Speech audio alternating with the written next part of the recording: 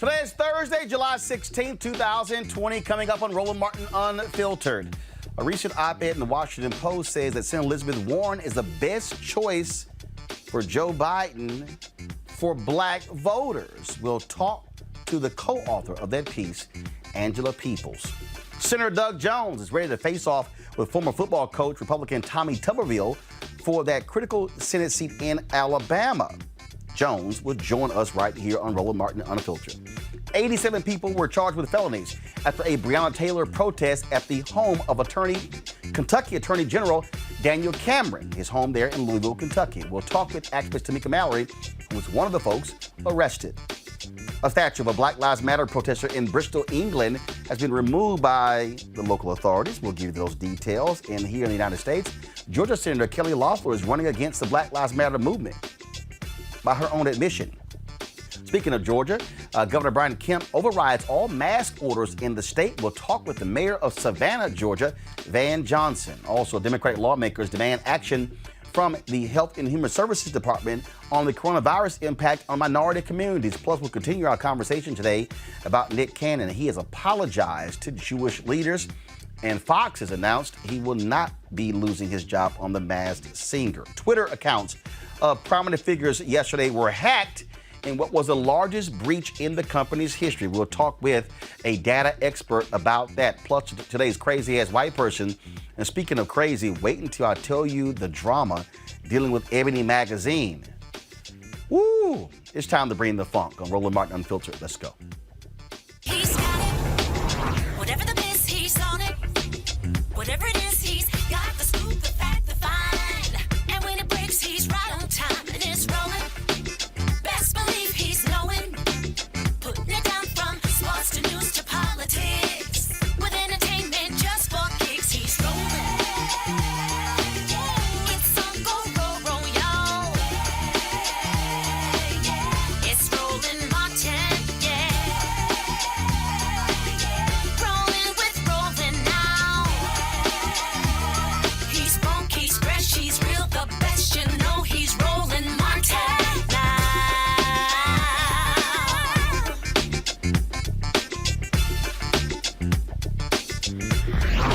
Martin.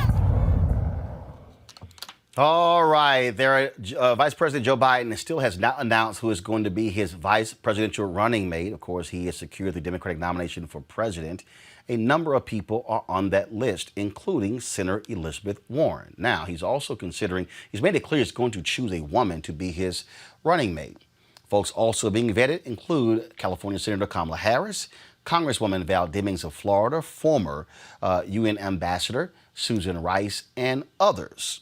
Well, recently in the Washington Post yesterday, a couple of African Americans published a column stating that the best choice for African Americans who will be standing up for Black lives is Senator Elizabeth Warren. The co-author of that piece is Angela Peoples. She is the director for Black Women For.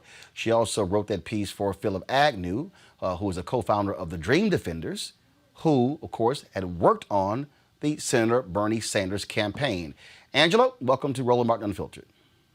Thank you for having me, Roland. I'm happy to be here. All right, so how do you make the case that several Black women who are being vetted, including Mayor Keisha Lance Bottoms as well, that Senator Elizabeth Warren, a white woman, is better than them to be Joe Biden's VP choice? Why is she a better choice when it comes to Black lives? Well, Roland, the case that we make and the thing I think voters and Vice President Biden need to consider is that we're in a moment right now where our country is on fire. And the fires seem to be ever starting up day after day, week after week, another crisis. And the bottom line, often the common denominator is that these crises we're seeing are disproportionately impacting and harming Black communities. But what is at root of them are the structural inequalities. And what folks are fighting for, not just for police reform, not just for calls for defunding the police, but for a real reckoning and transformative shifts across our society. And what we need right now for the Democratic ticket to win and to beat Trump in November is for folks to be enthusiastic, to be running to the polls, or to be running to mail in their ballots, which may be the likely outcome. Given the virus, we need people to be extremely excited to go out and vote for a ticket that isn't just going to, in order to beat Trump, but that is going to bring about these big changes, these big structural shifts, and taking on the entrenched inequalities that folks are facing. And Elizabeth Warren, of the VP folks that are being considered, is the one that has the most impressive track record doing just that.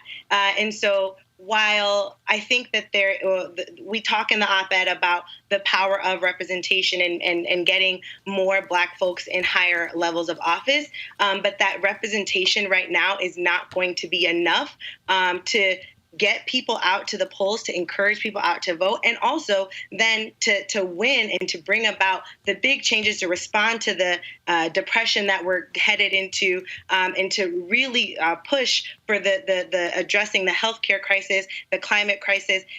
Vice President Biden needs a vice president and a running mate that can bring that energy and that has a record of not just talking about big structural change, but making it happen. And I think that case is Senator Warren. You lay out here, you says the piece that black communities around the country are responding to decades of policies and practices that constrain and destroy black lives: wealth stripping, redlining, school closures, poverty, wage jobs, voter suppression, and gentrification.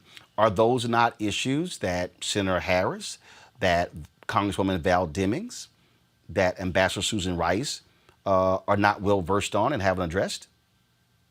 So the piece that we wrote is not about any of the qualifications of the other candidates that are being lifted up. I think that there's a lot to say about the record of many of the women that are being considered to be vice president.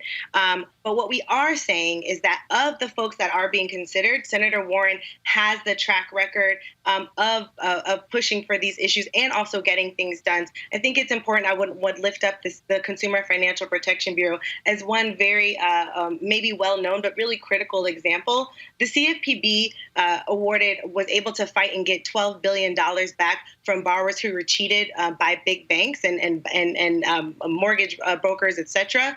But most significantly for the Black community, the CFPB and with Senator Warren's leadership has a specific win around discrimination and getting $620 million awarded against back to folks who were discriminated against on the basis of race or gender by these big banks. And so that's just one example in her history of not just talking that talk, not just proposing legislation, not just speaking on these issues, but actually taking on these hard fights, taking on Wall Street, taking on the special interests, and getting results for Black communities. Even before, back in 2015, before any candidates were saying, or any elected leaders were saying Black Lives Matters, and were speaking the language, white or Black folks, frankly, were speaking the calls that were coming from the streets after the murder of Michael Brown, after the murder of Sandra Bland. Senator Warren was out there saying Black Lives Matter, and it's not enough to say that Black Lives Matter. It has to be an anti-racist policy and anti-racist politics that shows up in our policies and in what we do. And I think that, again, it's not to say or to take away from the resume of any other folks that are being considered. The case that we're making is that of those that are considered, Senator Warren is the best and has the most strong and consistent and compelling record to do that. Vice President Joe Biden, he lost Iowa. He lost New Hampshire, lost badly, came in second in Nevada. He wins South Carolina, and then he runs the table. It was Black voters who saved him in South Carolina. Black voters often say that they are diminished and dismissed by Democrats. I've always said that Black voters are tired of being political sharecroppers. What will it say, though, that the candidacy of Vice President Joe Biden was saved by Black voters, and there won't be, if he does what you and Philip suggest, that there won't be an African American on the ticket? Does he not owe Black America? Because without Black voters, he is not the nominee. I think that is true. Joe Biden certainly owes his nomination to Black voters, Black primary voters in South Carolina and in other states around the country. I think one thing it's important to note is that primary voters are not the same as general election voters. Joe Biden is going to need a lot more energy and support from young voters, from progressive voters, from young voters of color who did not have strong support for him during the primary, and so he has won a lot of support from Black voters that showed up in those primary elections, but that's not going to be enough to get him over the finish line in November. But here's the deal. Particularly facing, just 1 second, Roland. Go ahead. Particularly facing the voter suppression that we know is already happening from the GOP. Now, and I will say that I think that Joe Biden certainly owes Black voters, but he owes Black voters more than just one Black person at the top of the ticket. He owes Black voters the canceling of student debt. He owes Black voters an economic recovery that is going to put our issues and our communities and our needs and at the center and challenge those special interests that are going to try to water it down, that are going to try to placate, that are going to try to get their own, move this recovery or any sort of massive legislation that might come out of it for their own pockets. He owes Black voters the transformation that we have been demanding for decades. And while I do understand that having a Black woman in a high office is one example of one symbol that shows change, it is not enough in this moment. And he owes Black voters much more than that. You talked about young voters. You talked about the need to get those voters. Senator Elizabeth Warren didn't get those voters. In fact, she couldn't even win her home state against Joe Biden in Massachusetts. So the question is still, so what if when you talk about on the ticket and you're trying to get those young voters, but here's the other deal. There was a 2.4% decrease among Black voters in 2016. What will it say that on the Democratic side, you had Julian Castro, you had Kamala Harris, you had Cory Booker, who were running for president. Then, of course, now when you talk about being considered, you talk about Demings, Harris, Keisha Lance Bottoms, Susan Rice, those individuals, and then picking a 70-year-old white woman. Do optics matter? Now, look, their records are also there as well. But don't you also factor that in? Because the reality is, you look at where Hillary Clinton lost, decrease in Black voter turnout in Milwaukee, in Detroit, in Philadelphia, in North Carolina, across the country. If you don't have Black folks turn out in big numbers, you do not win against Donald Trump. Correct. And I challenge the assumption, which is what I'm hearing in your statement, that a Black person on the ticket will automatically mean higher turnout for Black voters. I would challenge that assumption, and I think that No. Actually, that wasn't my assumption. It wasn't my assumption. Hold on. Let me correct that. That wasn't my assumption. I raised the question because if by not choosing an African American, what that will do is unleash the criticism that here we go again. Black folks save the hide of white Democrats. Black politicians not rewarded for Black folks actually saving the hide. Go ahead.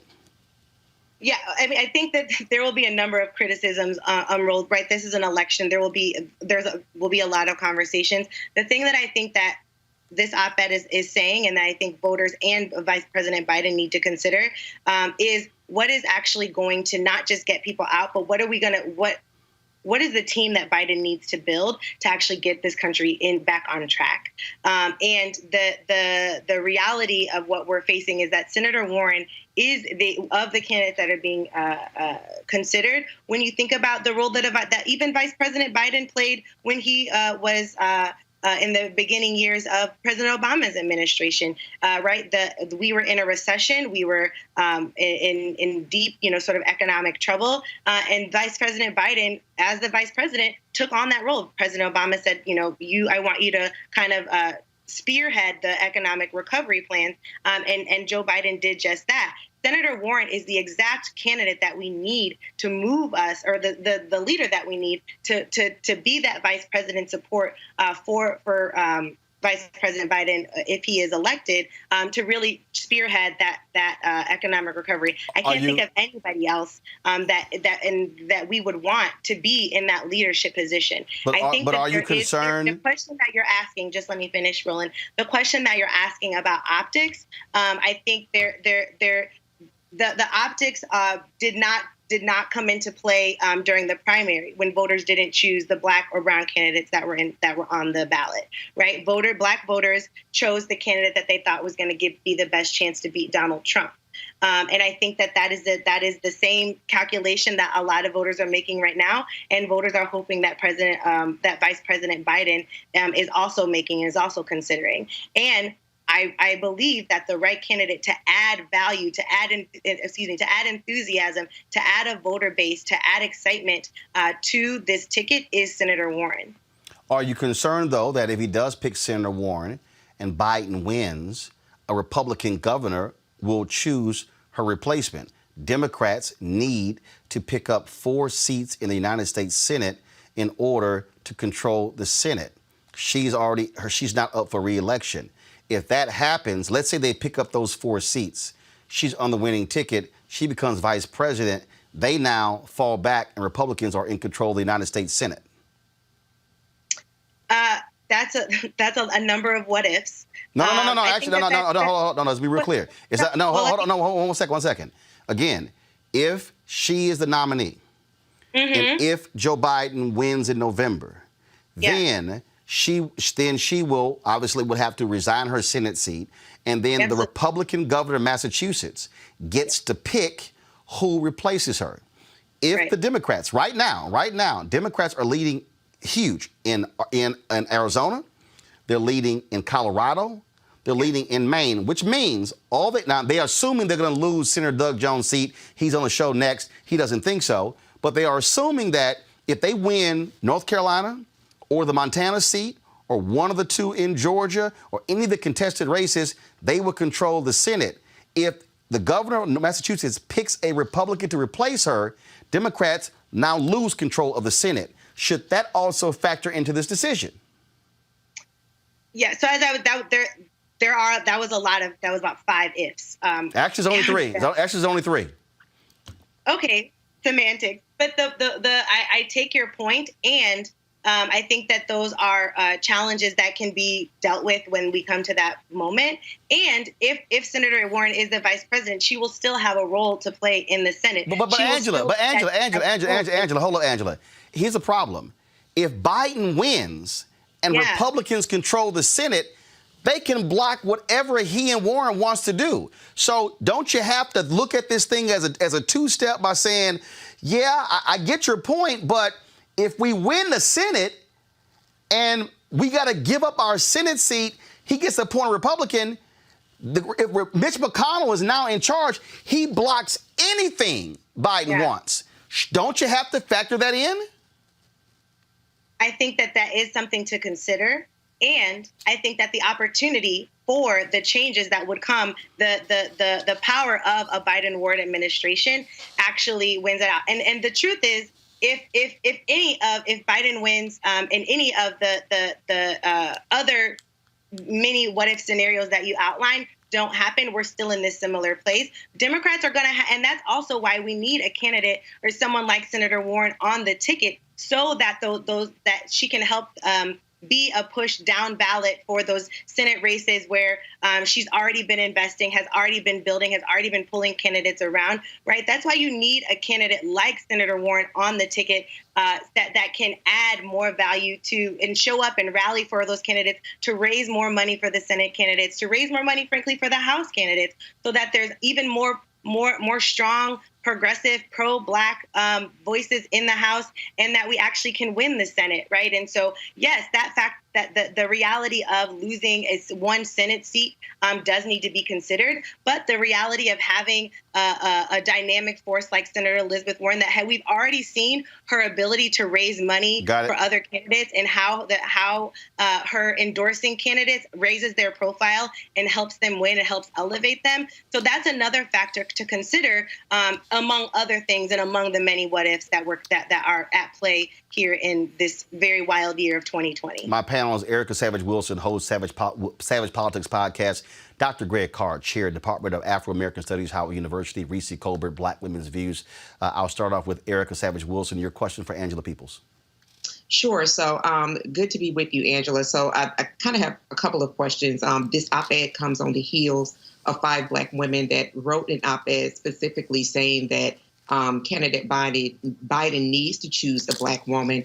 How do you square with what Roland talked about, that last piece, when this election is not just about firing Trump, but it is about all those specific factors that do impact Black, brown, all voters and voters of colors? How do you square saying that a candidate who is, in fact, a white woman, but did manage to matriculate through many institutions, writing down that she was an American Indian, not Native American, but American Indian?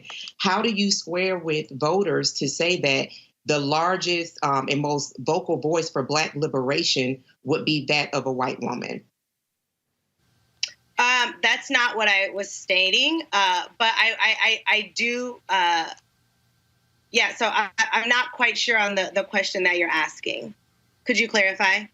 Sure. So I'm asking, on the heels of an op-ed where there were a group of Black women that specifically wrote that it is of the essence that candidate Biden does make sure that he does partner and has a Black woman as vice president. How do you square with the piece that you and Philip wrote to say essentially that the person that will be arguing the loudest for Black liberation, which was throughout your piece, would be a white woman who has claimed throughout her matriculation through several institutions that she was American Indian? How do you square that with the piece that you wrote? Well, I think that this is something that I've been saying throughout the primary, that, Black voters are not a monolith, right? We have lots of different perspectives, and that's the diversity and the beauty of our community. And so while I'm not familiar with all of the women in the op-ed that you're naming, I think that their opinions and their perspectives are certainly valid and should be considered. My perspective and what I'm lifting up is that, yes, representation and identity matters, but values matter much more, especially in this moment when we as a country and as a culture are really having some deep conversations about the entrenched elements of white supremacy, of capitalist exploitation, of corporate dominance, how all of those things are really coming together to disproportionately impact Black communities. I think we really have to look at a candidate's values and how those values have been backed up in their record in the public sphere, how they've shown up and who they've been interacting with and engaging and deeply engaging with.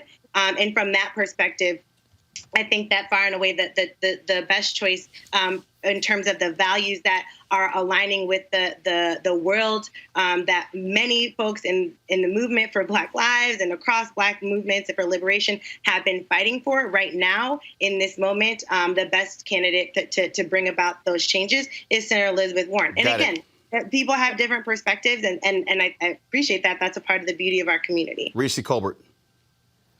Hi, Angela. I just have a couple of questions because you just brought up values and record. So I just want to highlight some things that are part of Senator Elizabeth Warren's record. In 2019, when she was running for president, she had 24% of her staff was Black. But now after the election, this is data that's published by the Senate Democrats, that number has dropped down to 16%. So that's a 30% decrease in her Black staff. That to me is not indicative of a person who's going to continue to champion, as you put it in the article, Black leadership. In fact, her Black chief of staff is no longer her chief of staff. She was replaced with a white man. That supposedly is voluntary. Okay, that's fine. But I still think a 30% drop in your Black staff is pretty large, considering that we didn't see that kind of drop off in other people. A question about your question. Is that 30% drop also, did you calculate the actual percent drop in her number of staff? When you run for president, your staff's significantly bigger than your staff when you have a Senate office. So I'm just curious. I hadn't seen those numbers. So I'm curious if the numbers, that 30% drop was also reflected in the 30% drop in her actual number of staff members. Okay. So let me clarify. In terms of the Senate Democrats' report card, they state that they have the percentage of her staff in terms of her total staff. So her total, if you go from 2018, before she was running, she had 20% Black staff. It went up to 24% in 2019. In 2020, it was down to 16%. So it's measured against her staff. completely. Okay. So that to me is a trend that's in the wrong direction for somebody who's going to champion Black lives. When she was running, when she was asked about the order of the primaries, as Roland pointed out, Iowa was first, New Hampshire is first. Those are very white states. When it came to South Carolina, that's a more diverse state. She was actually asked by a white woman about this, and if that's fair and if that should be changed. She said she's just a player in the game. When it comes to super PACs, she went on the entire campaign about how she doesn't take PAC money. And then as her campaign neared its end, she changed her idea and she decided to welcome super PAC money. And in fact, one person donated $14 million out of $15 million to her super PAC. So I see an inconsistency in her values. And I certainly don't see, when you look at the actual data, a person who has championed Black people and Black leadership. So I would just like to understand, how is it that she's going to champion Black people if she doesn't even champion Black staff? So I want to do this here. I need Andrew to respond. Let's keep it tight. I got to get to Greg, and then I got to get to Senator Doug Jones, who's on hold. So Angela, go ahead and respond to Reese's question, then Greg Carr's next. Yeah, I can't speak to the numbers. The way that you articulated the stats sounds, I'd like to see those numbers to quite understand the point that you were making is a little bit unclear. But I will say, in terms of the Black staff, one of the things that I was most proud of and impressed by when I was volunteering as a campaign surrogate for Senator Warren's presidential campaign was the treatment, the engagement, the support, and the input of her Black staff, and the way that she herself as a candidate listened to, engaged with, and took in the feedback of that staff, and even from leadership and her ability to support Black leaders outside of her organization, outside of her own campaign staff, right? And so her support of Black candidates that were running down the ballot, like Tamika Devine in South Carolina, or even Black community leaders, right? There's a plethora of examples that I could give you of Black folks that have been both uplifted from behind the scenes by Senator Warren, and that are continuing to kind of advise her and support her growing engagement on our issues. Greg Carr, your question. Yeah, thank you, Roland. Thank you, Angela, for your work and also for this provocative op-ed. We all know Joe Biden wouldn't be the nominee if the nominee was based on who had the best platform and best strategy. We also know that if he doesn't pick Warren, it will be because of the demographic calculus. He's trying to win the election. So let me ask you, if Warren is not selected as vice president, would you like to see her in a Biden cabinet, perhaps in the role of attorney general? And please keep the question answered tight, because I got to go to Senator Doug Jones. Angela, go ahead. Yeah, I would say that I think that Senator Warren is an important leader. She's an important voice. She is going to be critical if we're going to be able to get out of this recession and actually move forward with this challenging institutional racism in our country. And so I hope that that Vice President Biden does continue to follow her lead and to support, to engage with her and her supporters. All right, Angela Peoples, we surely appreciate it. Thank you so very much. Angela, thanks a lot. Thanks, Roland. All right, appreciate it. Folks, Jeff Sessions lost his bid to reclaim his Senate seat to Republican and Trump-backed candidate, former football coach Tommy Tuberville. In November, the battle will be between Democratic Senator Doug Jones and Tuberville, who previously coached at Auburn, Texas Tech, Clemson as well. Joining us right now is Senator Doug Jones of Alabama. Senator Jones, glad to have you back. Good to see you, Roland. Take care. I hope everything is safe and healthy with you, you and your family. Indeed, indeed. You've got Democrats who are saying your seat is a lost cause. They're saying that, look, Republicans are going to win this seat. You barely won in a special election. Howard Dean, though, tweeted yesterday that current polling data shows you tied with Tommy Tuberville at 46%. What do you say to those Democrats who say it's a waste of money and time and effort to rally people to vote for you because Republicans are simply going to win it? Trump will win, Alabama running away. I say two things. First of all, they're wrong. They were wrong in 2017. They're wrong again. We know the numbers. We've been doing the work. You know, Roland, Democrats have written off the South for far too long. And we've never been given a chance. But I think, in Alabama, we hadn't had a Democrat run for the Senate that had any financing with him for a long, long time. I mean, literally for a long, long time. First Democrat that we ran statewide with a platform was me with resources to win an election, and our message got out, and we won that election. Now, I know that the theories about flawed candidates, but the fact of the matter is we got a message that resonates with people. It's about working folks. It's about health care. It's about jobs. It's about economy. But right now, it's also about leadership in the midst of a crisis. Tommy Tuberville doesn't offer anything other than being Donald Trump's guy. Whatever Donald Trump wants, that's what he's running on. I'm running because I've got the people of Alabama's back, and people need to pay attention to that. Second of all, and this is really important, it really disturbs me that Democrats consistently if you want to write somebody off, they just write them off and they move on. That's why we don't have a bench of strength in the South that we're trying to grow. We've got to make investments in the South and across this country with Democrats that are willing to stand up, speak out, be Democrats, and put forth a message that people can resonate with. That's the only way we're going to win elections. We're not going to win it by people who just are simply walking up to a slot machine and trying to play the odds or the craps tables or something. We've got to make investments in the South and in Alabama. And fortunately, I've got more people that want to make those investments and want to help and believe in our candidacy than we've got people who are just writing us off. That's why we're going to win the race in 2020. When you talk about those investments, at the end of the day, it's turnout. You got to mobilize, organize, register folks, and get them to the polls. Right. There are a significant number of people. When you and I were together, we were the Black Journalists with a board meeting in Alabama. It was in December. You told me an astronomical number of unregistered folks in Alabama, and a significant number of black folks in Alabama, yeah, home of Bloody Sunday, the Voting Rights Act. Right. Yeah. Now, Hangy, you misspoke a little bit. It's not that they're unregistered. We got a fair amount of those. What we've got is a significant number of registered voters who have never cast a ballot. I mean, we're talking 400,000 or 500,000 African-American voters who have never cast a ballot, even though they've been part of the movement that we registered. So I think the challenge we've got, Roland, is to not only register young people and get people back on the polls, on the rolls that have been purged, we've got to get people engaged to get out to vote. That's where I think I've got this advantage. People in Alabama before 2017 just did not think that their vote mattered. I'm exhibit number one of every vote counts and your vote matters. And so it's that engagement that we're working on. We've been working on it for 2.5 years since I got there. We're going to continue to work on it in November. You're running against a guy who's, his qualification, he was a football coach.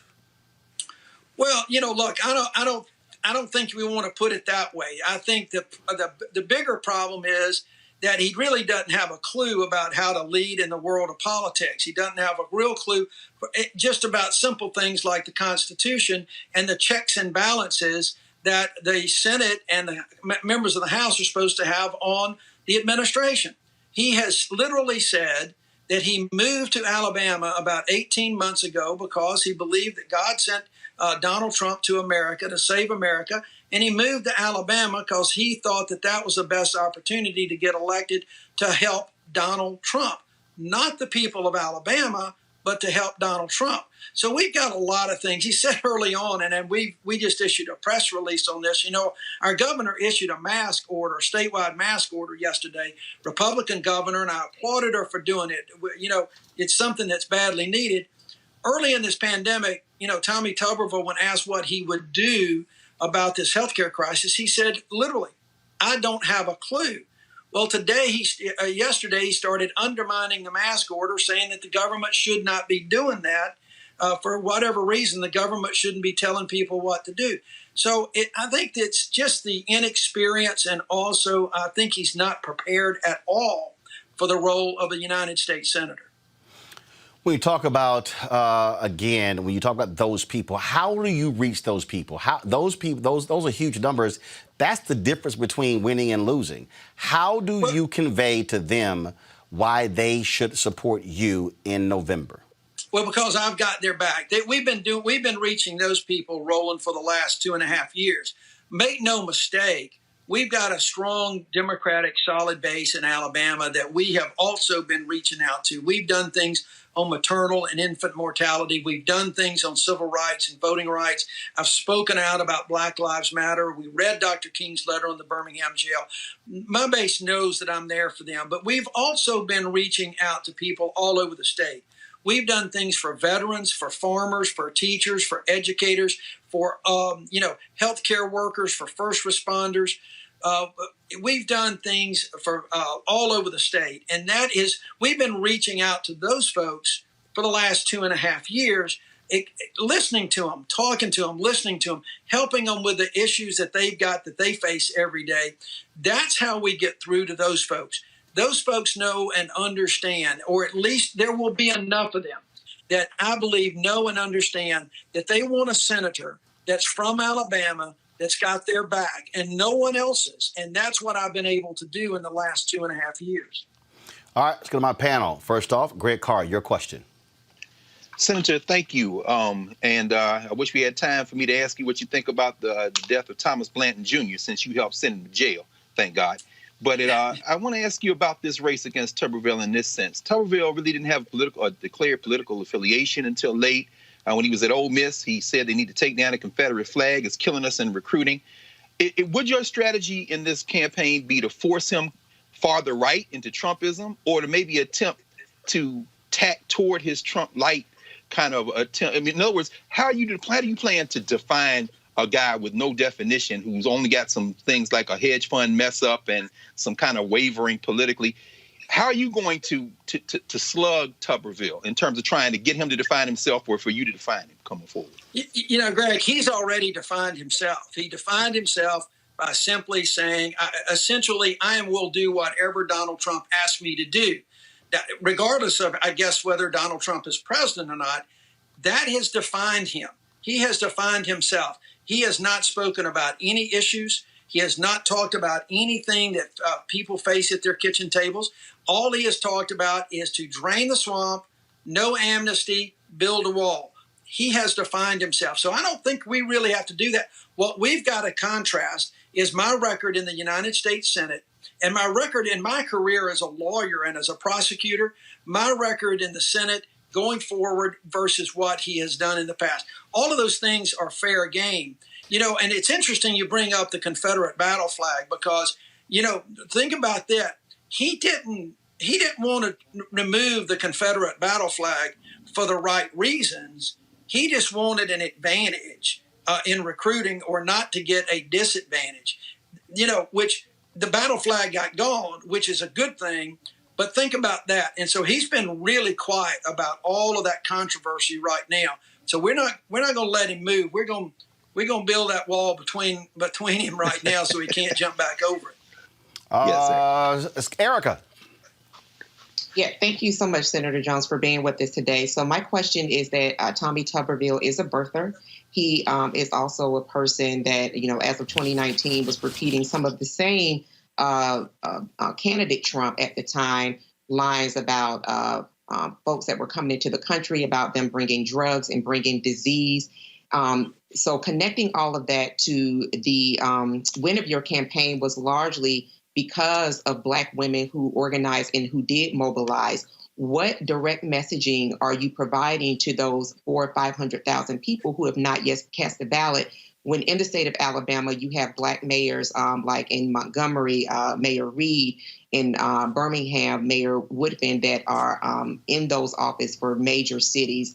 What is your strategy? How are you communicating with those particular voters who, when you think about the numbers of people that reside in Birmingham and Montgomery, come close to that number? How are you communicating directly with those voters to get them to a place where they're actually casting a ballot in this COVID environment? Well, I think the latter part of that is the challenge. Now, clearly we are reaching out on social media. We're reaching out in telephone town halls. We're reaching out in every phone call we can. We're getting the churches engaged. We're getting community leaders engaged. So we've got a ton of surrogates, and we're going to have to rely on a lot more surrogates this year than we did in 2017 because I was traveling all over the state, and some folks would go with me. We're going to have to rely on a lot more of that, I think, coming up in 2020. And they're there. They want to help. They're trying to do that. I think the challenge is what you just said.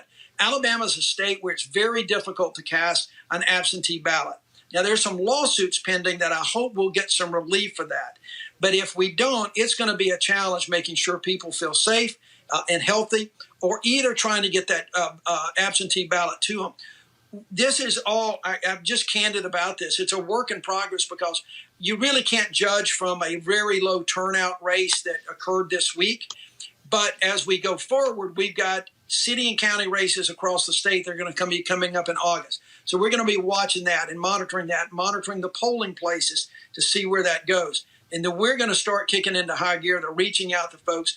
But it is the excitement. And I think every day that this pandemic hits, when we see the leadership from Randall Woodfin, from Stephen Reed and those mayors and others and those local officials taking the lead, who are then going to end up being surrogates for Doug Jones, I think that is going to be a major way that we're going to get the enthusiasm out there. And the challenge will be just the logistics of getting those ballots cast. Last question, Reese Colbert. Hi, Senator. Thank you for being here tonight. I'm curious, how much do you think that your race is going to be more of a referendum on Donald Trump as opposed to your opponent? And if it is a referendum on Trump in basically Trump country, do you think that that will work towards your advantage or work against you? You know, that's hard to say. I don't really know if my race will be defined by Donald Trump. We don't know that yet. Right now, I think his numbers are down everywhere, including Alabama. I think people are looking for leadership. But Alabama's got a fairly independent streak. I don't think you can really look at the past few presidential elections. Our Democratic Party has just not competed in the last 20 years in many, many races at all. And so I think now that we have worked to get new leadership, we've got the first African-American as the chairman of the Alabama Democratic Party, Chris England. I think that what we're going to see is that people are going to get that independent streak back. And again, Tommy Tuberville has just simply said, I'm going to be the one that has the president's back or Donald Trump's back. And I have been going around this state even before Tuberville moved to Alabama to run for the Senate, telling people of all walks of life in every zip code saying, I've got your back. Let's talk. I think that that's really what's going to carry the day. Even people that may vote for Donald Trump are going to be a little uncomfortable with his tweets. They're going to be uncomfortable with some of the leadership that they've not seen during this crisis. And they're going to want somebody, not just completely as a check, but they want somebody that's got their back, that's going to do those things for them that they know is appropriate, even if the president is not doing it on a national level. All right, Senator Doug Jones, always a pleasure. Look forward to having you back before the campaign. Hopefully, if things open up, which I doubt, part of our deal was to do one of our shows down in Alabama, but we'll hopefully see what happens. But certainly look forward to having you back. Thanks, Roland. Appreciate it. Good to talk to you. All right, thank you very much. All right, folks, Senator Doug Jones of Alabama. All right, got to take a real quick break. When we come back, we're going to talk with Tamika Mallory. She was one of the people who got arrested yesterday for protesting on the front lawn of the Kentucky Attorney General. They want him to do something, anything, when it comes to the death of Breonna Taylor. Also, we'll talk about the drama at Ebony Magazine. Y'all, we got so much stuff to talk about. It's unbelievable. Trust me, y'all don't want to go anywhere. Let everybody know they must be tuning in to Roland Martin Unfiltered, because there's nobody having the kind of conversations that we're having every single day that's speaking to you as African Americans. We'll be right back. You want to support Roland Martin Unfiltered? Be sure to join our Bring the Funk fan club. Every dollar that you give to us supports our daily digital show. There's only one daily digital show out here that keeps it black and keep it real as Roland Martin Unfiltered. Support the Roland Martin Unfiltered daily digital show by going to RolandMartinUnfiltered.com. Our goal is to get 20,000 of our fans contributing $50 each for the whole year. You can make this possible. RolandMartinUnfiltered.com. All right, folks, 87 people were arrested and charged with a felony after a protest on the lawn of Kentucky Attorney General Daniel Cameron. This was the protest.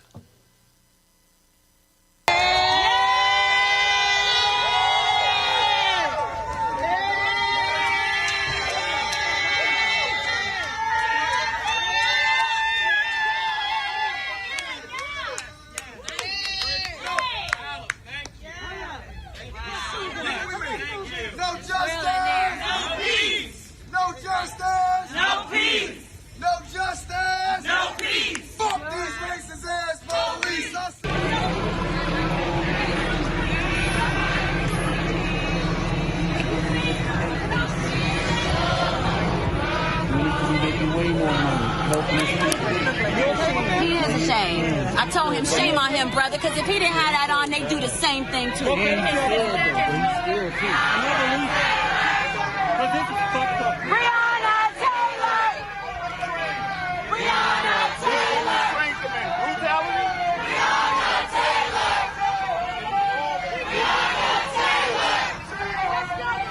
Breonna Taylor! Of the black community. Breonna Taylor!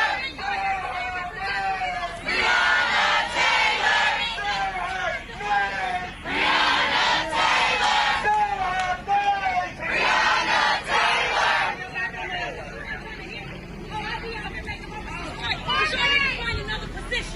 You need to find a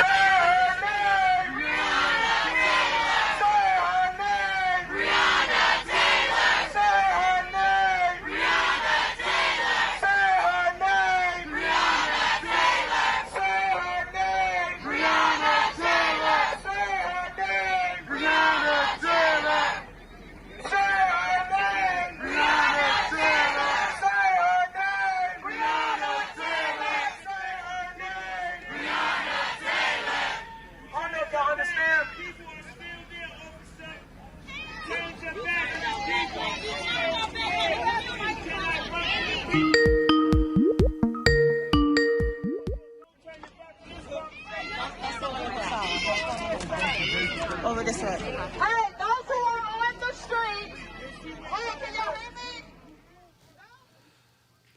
Now, of course, they're protesting to demand that charges be filed against the officers responsible for the March shooting death of Taylor. Joining me now is Tamika Mallory, co-founder of Until Freedom, one of the folks who organized that protest, who herself was also arrested. Tamika, glad to have you here. Was the Attorney General home? Was that his? Was he there? Well, first of all, thanks for having me on, Roland. This is a brand new home that the Attorney General purchased very, very recently, I think around June 26th with his new fiance. And per neighbors, he has not even moved into the home. Why do the protest at his home on his lawn? Folks will say, no, don't go to someone's home, go to their office, but you shouldn't go to someone's home. What do you say? Well, we've tried all of that. We've been everywhere. We've been to his office. We went just 2 weeks ago, or maybe almost 3 weeks now, down to Frankfurt, which is the state capital. People have been protesting on the streets of Louisville for the last 46 days, and there has been no movement in this case. He just continuously says that he will not be rushed. And also, let's not act like this is a new method or this is some, new move that we created. In fact, people have been protesting outside of Mitch McConnell's house, who happens to be his homeboy, the senator here, for the last few months, in fact, and specifically around the death of Breonna Taylor, but for many other reasons. Also, the mayor's home, people have been protesting there. And we just saw that the governor of Kentucky, there was a protest at his house against the COVID-19 restrictions where white folks hung a dummy body from a tree. So they lynched a dummy body and had a photo of the governor's face on the body. And they, not only were they not charged with felonies, they weren't arrested at all. So this is something that is being done specifically to people who are protesting for Breonna Taylor, that are black and brown folks, and of course some white folks, to cause a level of fear and intimidation. And the actual statute that they used was intimidating a witness and basically like we're trying to intimidate and force Daniel Cameron by intimidation tactics to indict these officers, when in fact the real intimidation is against the protesters by giving us the type of stipulation that is used for domestic violence victims. That law actually protects domestic violence victims. And if you saw from the ACLU to other experts and legal professionals in this town and across the country, they said, why would you dumb down a law that is so important to, to issue it against us peaceful protesters? This was his quote: "Justice is not achieved by trespassing on private property."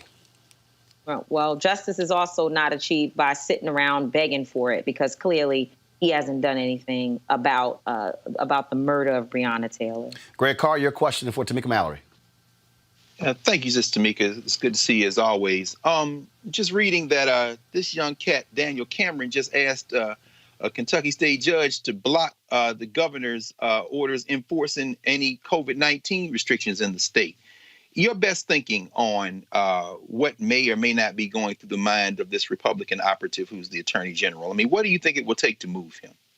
Well, first of all, he's not just an operative, a Republican operative. He's also one of Trump's homies. And there's a big difference. You know, there's some Republicans out here who understand this COVID crisis. And they are saying, you know, while they want to make sure they keep the stipulations sort of loose, they know, especially I saw the Republican mayor, I think in Miami, said, no, we've got to have some restrictions here. People need to wear their masks.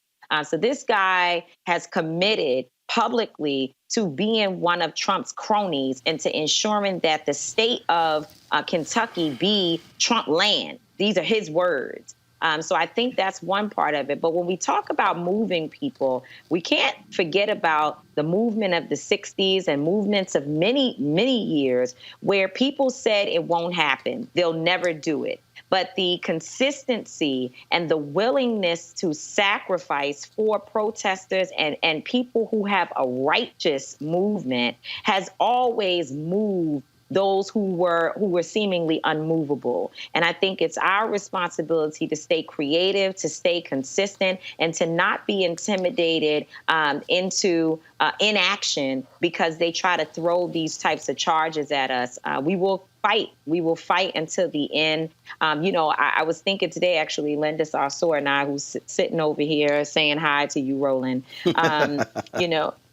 we were saying Angela Davis is a convicted felon. Nelson Mandela was a convicted felon. So was Dr. King. And so for us personally, we expect that in our lifetimes, they will try this. Hopefully, of course, it is thrown out because we can see from a legal perspective how it should be thrown out as a charge. But we expect that they will try these things with us. What we are concerned about is the families, the women, the principals, the teachers, and others who were there, who are righteous protesters again, that are receiving these trumped-up charges because they just can't bring themselves to charge the 4 men responsible for killing Breonna Taylor. Erica. Hi, Tamika, and thank you so much for your breathless work that you continue to do on behalf of all of us. Thank you so much, sister. Appreciate you. So my question for you, Ms. Mallory, is this Attorney General who is kinfolk, but not necessarily kinfolk, who has definitely made his alignments very, very clear that though he took the oath of office as Attorney General, flanked by Black women, that he's not for demanding the protection and justice for Black women. What is it that we can do in connection with your organization Until Freedom to help keep our foot on the gas for those folks who cannot be present in the movement per se? How can we help to fuel to ensure that we do, in fact, get justice for Breonna Taylor? But, I think that the consistency piece is really important because what they're hoping, Erica, is that we will eventually get tired and go away, that they will charge us and also keep people locked up for over 20 hours, which is something that we never see happen. I mean, unfortunately, we've been arrested too many times. And in all the different states, all the different cities, We've never seen people who, in that footage that you watched, that Roland just played, were singing "We Shall Overcome," sitting on the grass in a uniform status. We even saw where a neighbor came forward. She's actually writing all over social media that we were very organized protesters who came by her home. She was standing outside. We explained to her why we were there, cleaned up the trash before people left, and they want to criminalize that. But I think that from our perspective, what is really important is that every time there's an action, we all must play whatever role we have, whether that's sharing a meme, because that's all you are able to do. Maybe you can't get there. Whether that is donating to the emergency fund. I heard someone say, well, you guys were let out on your own recognizances. There was no bail. And so,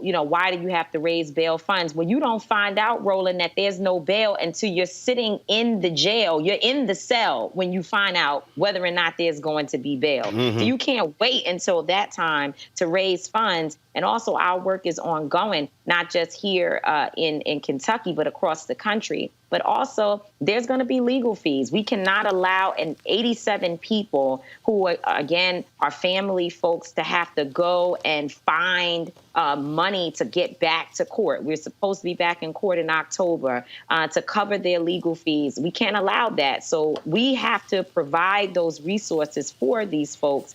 And they're now our family, and we have to take care of them. People's cards were told. There were a lot of things that happened. And so that's what that emergency fund is about. We ask folks to go to untilfreedom.com. That's untilfreedom.com to help and support our work. Reese. Tamika, I echo what Erica said. Thank you so much for the incredible work that you do, the tireless work that you do.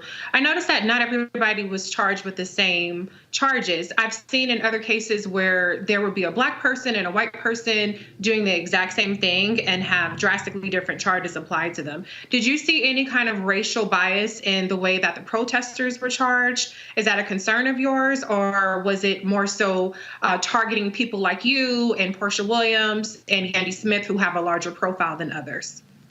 So here in Louisville, we have heard that several times. There have been protests where a white and Black person are doing the same thing. They're involved in the same protest, and the white person is charged of a lesser, receives lesser charges, and the Black person receives felonies and other things like that. In our situation, most people, when you said that some folks were not charged with the same, we're not given the same charges. I don't know who those people are. I'm not saying it's not true, because I certainly haven't seen all the citations. In fact, we weren't even physically given citations.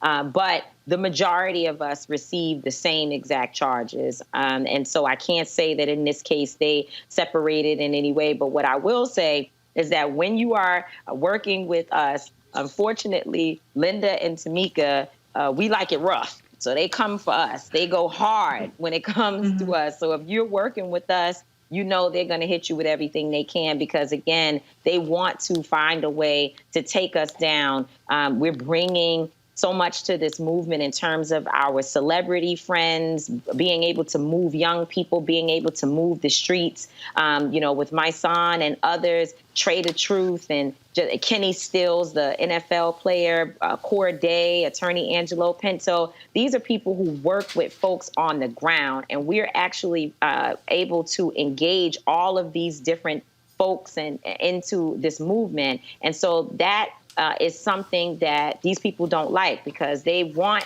one particular group of people out there. And around the issue of Breonna Taylor, what they would like to see is that her name sort of slips out of the media. We know how with Black women, it takes a lot to keep the attention on Black women, to be able to keep Black women trending when we are killed by police and when we're killed in general. And so what we're doing right now is keeping Breonna Taylor's name alive, keeping her family out there. And we want people to support making sure that continues to happen. And listen, if you're in your local town, turn up there too. Hold protests for Breonna Taylor. Find other women who may have been killed in police violence situations, and make sure that you link Breonna Taylor to those individuals like the Sandra Blands and the Tatiana Jeffersons and Rekia Boyd. You know, let's make sure this is not just a local issue for Louisville, but that this is a national issue,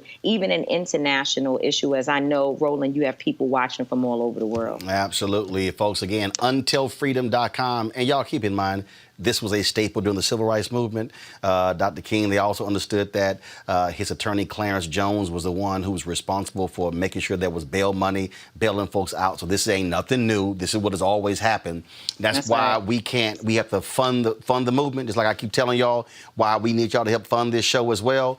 You can't just keep expecting everybody else to fight for your freedom if you don't fund your own freedom as well. So go to untilfreedom.com. Tamika, we appreciate it. Thanks a lot.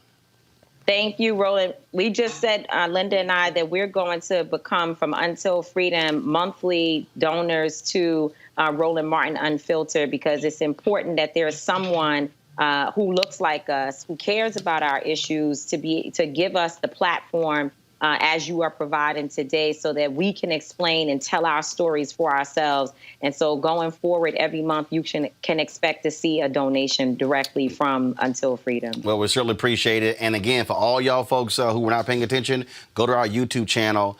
Tamika called me about midnight. We live streamed that march in protest on our platform, which is why you have to have Black-owned platforms. MSNBC wasn't there. CNN wasn't there. The rest of the folks were not there. That's why we got to control our own narrative. And so, Tamika, always got your back. We appreciate it. Thanks a lot.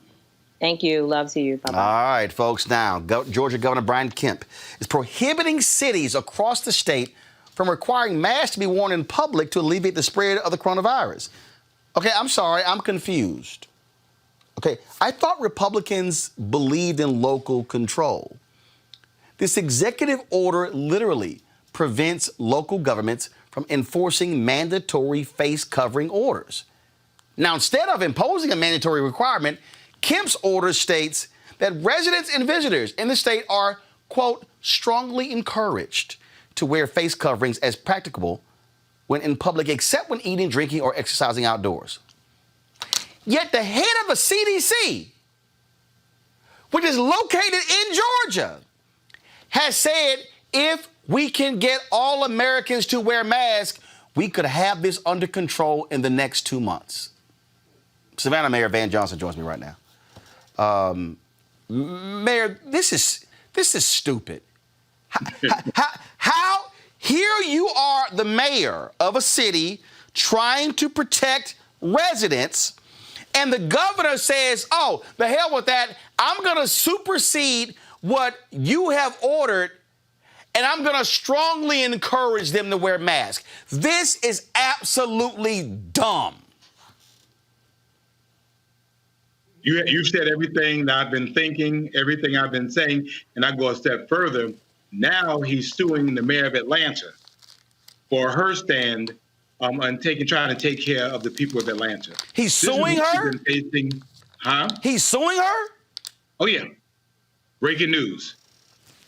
The fact of the matter is this, is that we've been trying in Georgia to do the very best we can to be able to protect our folks. We know that this has affected people across the board, but some people it affects more. And certainly those that are Black and brown are bothered more, and they're handled differently than everyone else. Cities like Savannah, Atlanta, Augusta, Athens, we put in mask ordinances to be able to protect our people. The science has been very, very clear. We know that masks, we know the social distancing, and we know that washing hands helps stop the spread of this virus. So you have Florida, which is about 120 miles from us. Again, that's the hotspot of the nation. Alabama has now required masks. And then South Carolina, to our north, allows local municipalities to decide. And then here in Georgia, not only we don't have the right to decide, we have our governor to specifically say that cities and counties who are the closest to the people cannot decide for ourselves. We've been fighting coronavirus with one hand, and we've been fighting our own state with the other. I don't get these people these idiots who are running around saying masks don't work. They absolutely work. Yet, freedom. Well, guess what? You got the freedom to die as well. That's right. And I have the freedom to live. And we know that actually wearing masks promotes freedom. As an alternative to cities closing down, businesses closing down, masks allow people to go to and fro, go into the businesses they love and enjoy, and be able to enjoy themselves in the midst of what we're going through. To just think that we don't have masks. And again, the federal government has been very clear throughout. The CDC, which is in Atlanta, has recommended that mask wearing is certainly the way to go, except in Georgia.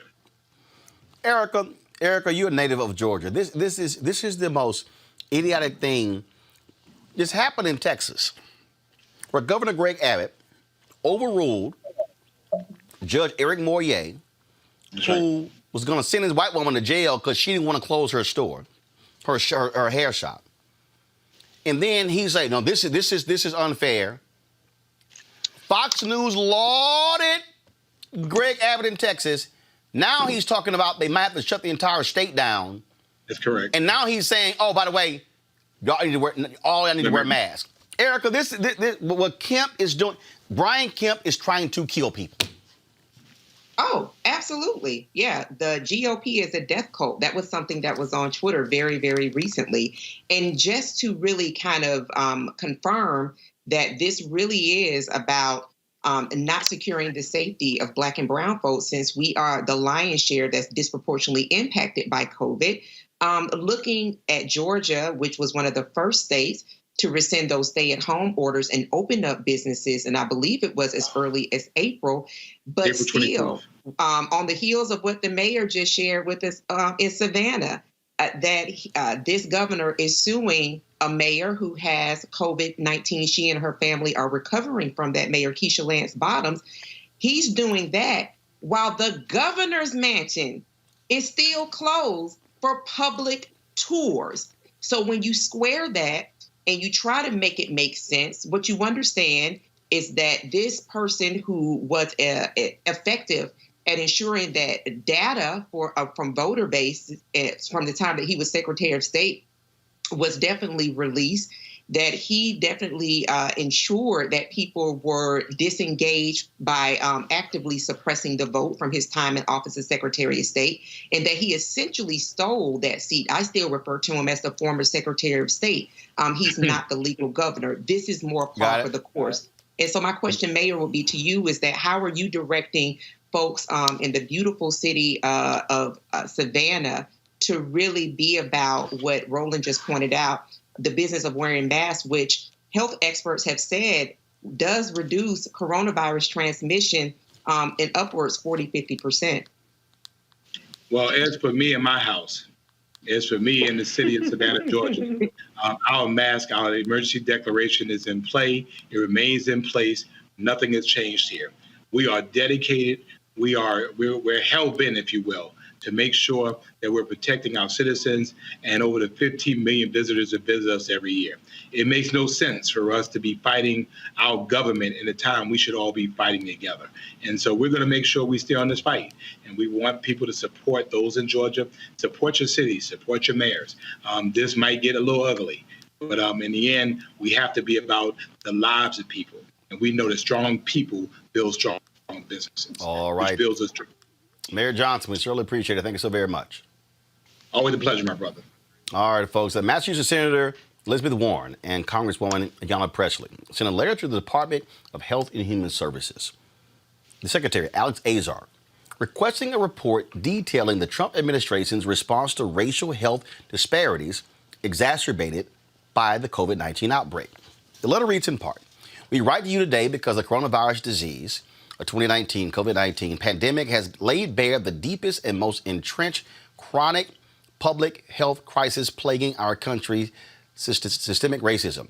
The unjust reality that Black, brown, and indigenous communities have been disproportionately infected and killed by COVID-19 underscores that racism, discrimination, and bias are public health problems that the federal government must prioritize," and lays out other things in there. Now, here's the deal, okay?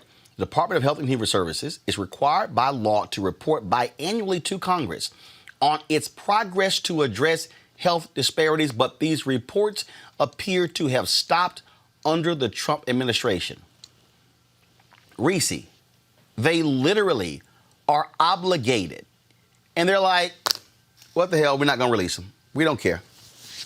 So when I hear Paris Jennard, and when I hear Brandon Tatum, and I hear crazy Candace Owens, and I hear all these black folks talking about how Trump, he's down with black people, Kanye, here they are required, and they won't even do this.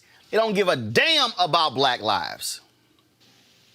Absolutely not. But more disturbing is that this basically demonstrates how Donald Trump's administration is an autocracy. Today, the CDC stopped publishing hospitalization data.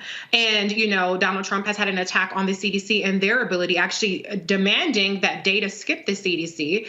And I believe it's go to the HHS. So Donald Trump is not a person who believes in transparency. Donald Trump is not a person who believes in the rule of law. And Donald Trump is not a person who has any concern. As a matter of fact, I think that the disproportionate impact on Black and brown people is actually a feature, not a bug, of coronavirus for Donald Trump. And I will not steal Erica's line, because she reminds us this every week. But what more could you expect from a white nationalist president? I mean, Erica, this is idiotic. And again, another day reinforces the hashtag we tried to tell you. These folks don't care about black people, and the black people who say they're down with Trump are absolutely idiotic. They certainly are, but I want to say to Reese, listen, sis, we got to keep that rolling. Whoever says it, that Donald Trump is the son of a Klansman. That is period, point blank. And when we think about, Reese brought forward how the data is no longer being remitted to the CDC, it is going directly to the White House. It is actually not to the White House, but it's skipping the CDC. It is now actively being remitted to a CIA-backed company, Palantir, which it was co-founded, or founded rather, by a Trump ally, a former California Trump delegate, a former Trump speaker from the 2016 RNC convention, someone who is worth $2.5 billion, by the name of Peter Thiel, who made his presence known in the White House several times.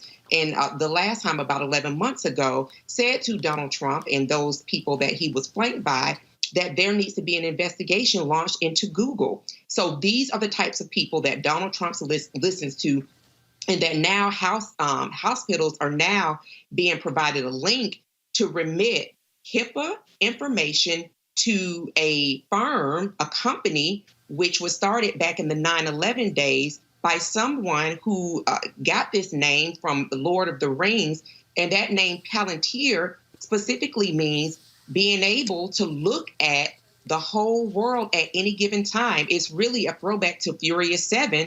Anybody familiar with the Fast and Furious, the 7th series, God's Eye, if you can remember that back in 2015. So there is a God's Eye that has been developed by this secret company that's supposed to be coming public. I don't know if IPO has been published just yet. But when we think about, as Reese talked about, this autocracy, when we think about who this person is and the conspiracy theories that he throws out, but then also who he is flanked by in his regime, this election that people are voting around is less than about waxing poetic about who the candidate is, but this is about firing not only Donald, but it is about firing that entire regime, which is corrupt on his face. Think about hospital data. It's supposed to be specific to COVID data, but race, everything that Representative Ayanna Pressley has argued for, that data is effectively being given to a civilian company, which has gotten contracts from HHS north of $30 million, and that's just from HHS. Greg, bottom line is here. They keep doing what they're doing. They flout the law. They don't care. They don't care about Congress. They don't care about anything else. This is why I keep saying hashtag fire Trump in November. The so-called law and order administration doesn't give a damn about the law. This is what happens when you're the thug in chief. No, it's true, Roland. And, in concert with what Reese and Erica have already laid out for us, I think we are, as Dr. Strange told them in Avengers, we're in the end game now. Everything that Donald Trump is doing and the clavering that is around him is doing is targeted with one goal in mind: winning Trump re-election in November. Brian Kemp is a criminal. He's a white nationalist. And as far as I'm concerned, he's a murderer. he is a potential murderer. And it seems to me that what the opposition has to do in this country, wherever it comes from, is use the same tactics. See, you're right. They don't respect the rule of law, but the rule of law really hasn't been tested.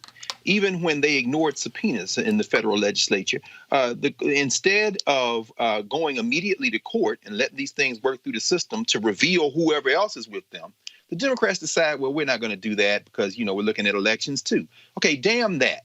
You've got lawsuits in North Carolina, Arizona, California, even Texas before Abbott came out with the policy, trying to sue governors to stop people who were trying to make people wear masks. We just heard Doug Jones say Kay Ivey just issued a mandatory mask rule right in neighboring Alabama, so it can be done. But who on the Democratic side will sue this illegitimate so-called Governor Kemp, damn white nationalist, election-stealing former Secretary of State, gearing up to induce this panic to suppress the vote in November? Who will sue him for threatening the lives of black and brown people? In other words, what has to happen, I think, is that now the opposition to these white nationalists have to press on all fronts. Our sister Tamika Mallory, our sister Linda Sarsour are willing to put their bodies on the line. Now, what are these people who work as lawyers for a living willing to do when it comes to attacking them legally? Finally, there's a macabre logic to this.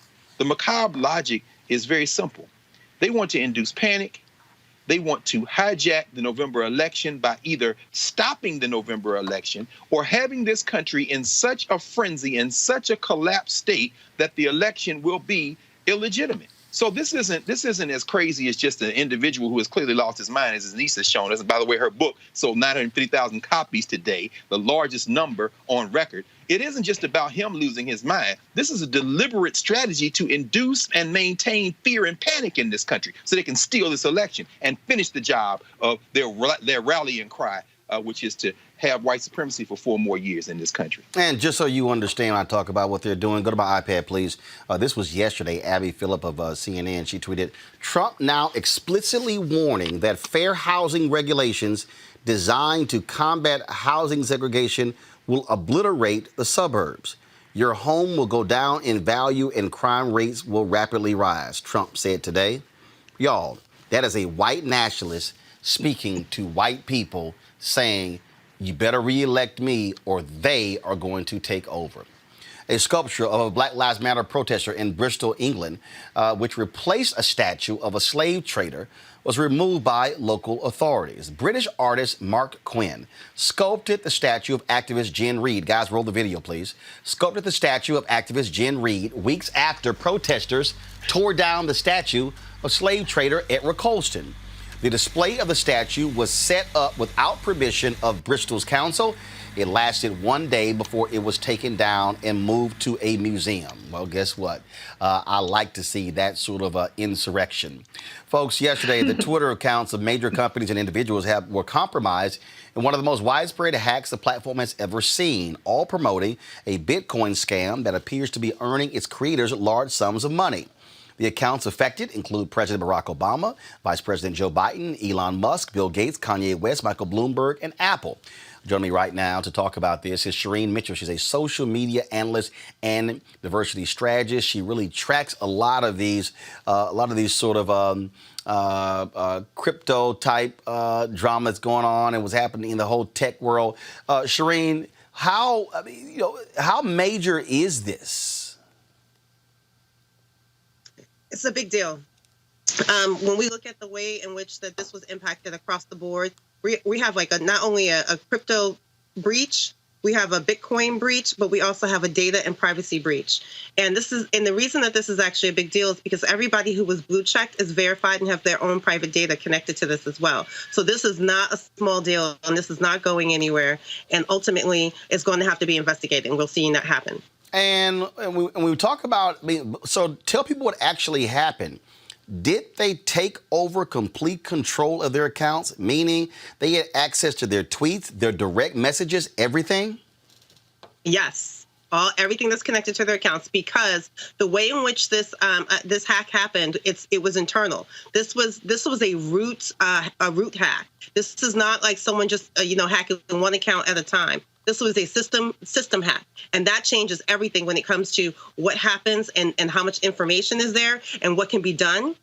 It was also said that this, that someone from within Twitter actually, was breached as a person, an individual who gave over this information. So that also tells you that the company itself has employees that they have to worry about. And this is not uncommon for us to be thinking about, because we've had multiple aspects and issues when it comes to disgruntled employees and what they have access to and what they will do in terms of damage within the company as well. So this, what people don't understand is that this was one of those breaches that this came from inside the house. Mm-hmm. This was not just an external breach.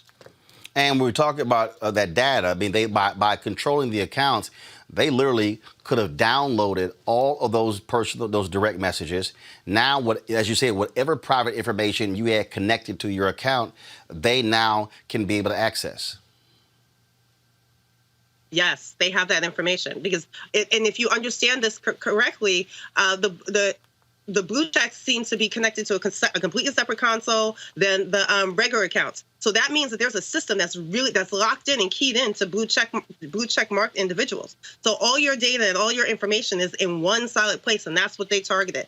And excuse me, and I just want to make sure that we're clear about this. This could have also been a revenge attack. Because, if in 2016, when Twitter basically removed all the blue checks and all the ones who were targeting people during the 2016 election, they waited to after the election to do that.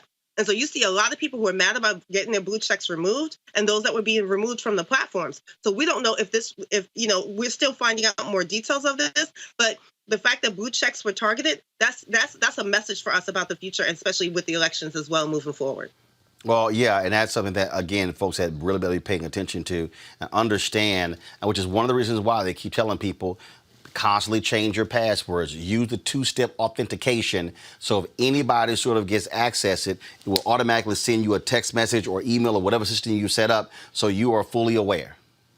But let's just understand, some of these accounts actually had two-factor authorization on their accounts. Mm-hmm. So the problem with this was that because it was root, because it came from within the system, they were able to bypass a lot of those. And some people are still locked out of their accounts because they did systematic changes of emails and other data points within the system. So even with in this moment, because it came from inside the house, a lot of those systems would not work. So I would say the examples that probably protected people are people who probably didn't use text as they're too off. Those that use the application, the authorization application, where you had to go to a second application to get access to your account, those people probably were protected. But we saw that ultimately what they were able to do was just shut down all the blue check accounts, keep people from being able to tweet. They could actually retweet, but some people still lost their accounts. So I still see blue check people who have been locked out of their accounts and can't get back in. Again, this is the world that we're now living in. Folks have better be prepared for these sort of things. And so, Shireen Mitchell, we really appreciate you being on top of this. Thank you for having me. All right. Appreciate it. Thanks a lot. All right, folks, let's, if y'all want to talk about what's madness, is what's happening with one of the most venerable media institutions that we've ever seen, Ebony Magazine. So I got a text today. So I told y'all yesterday that the group that says they own Ebony hires Willie Gary, the attorney, to send a letter to the company that now controls the debt, saying, look, you guys made these statements. We're in control of the company. You should not have made these statements. It was, all sorts of different things, also different things that, again, you're sort of like, okay, what's really going on here? What's interesting about this whole deal is that, and I have a copy of the actual letter. Here's what they say in this letter right here, okay? In this letter that was sent from Willie Gary, representing Robert Shoemake, as well as Willa Jackson, who say they own Ebony Magazine.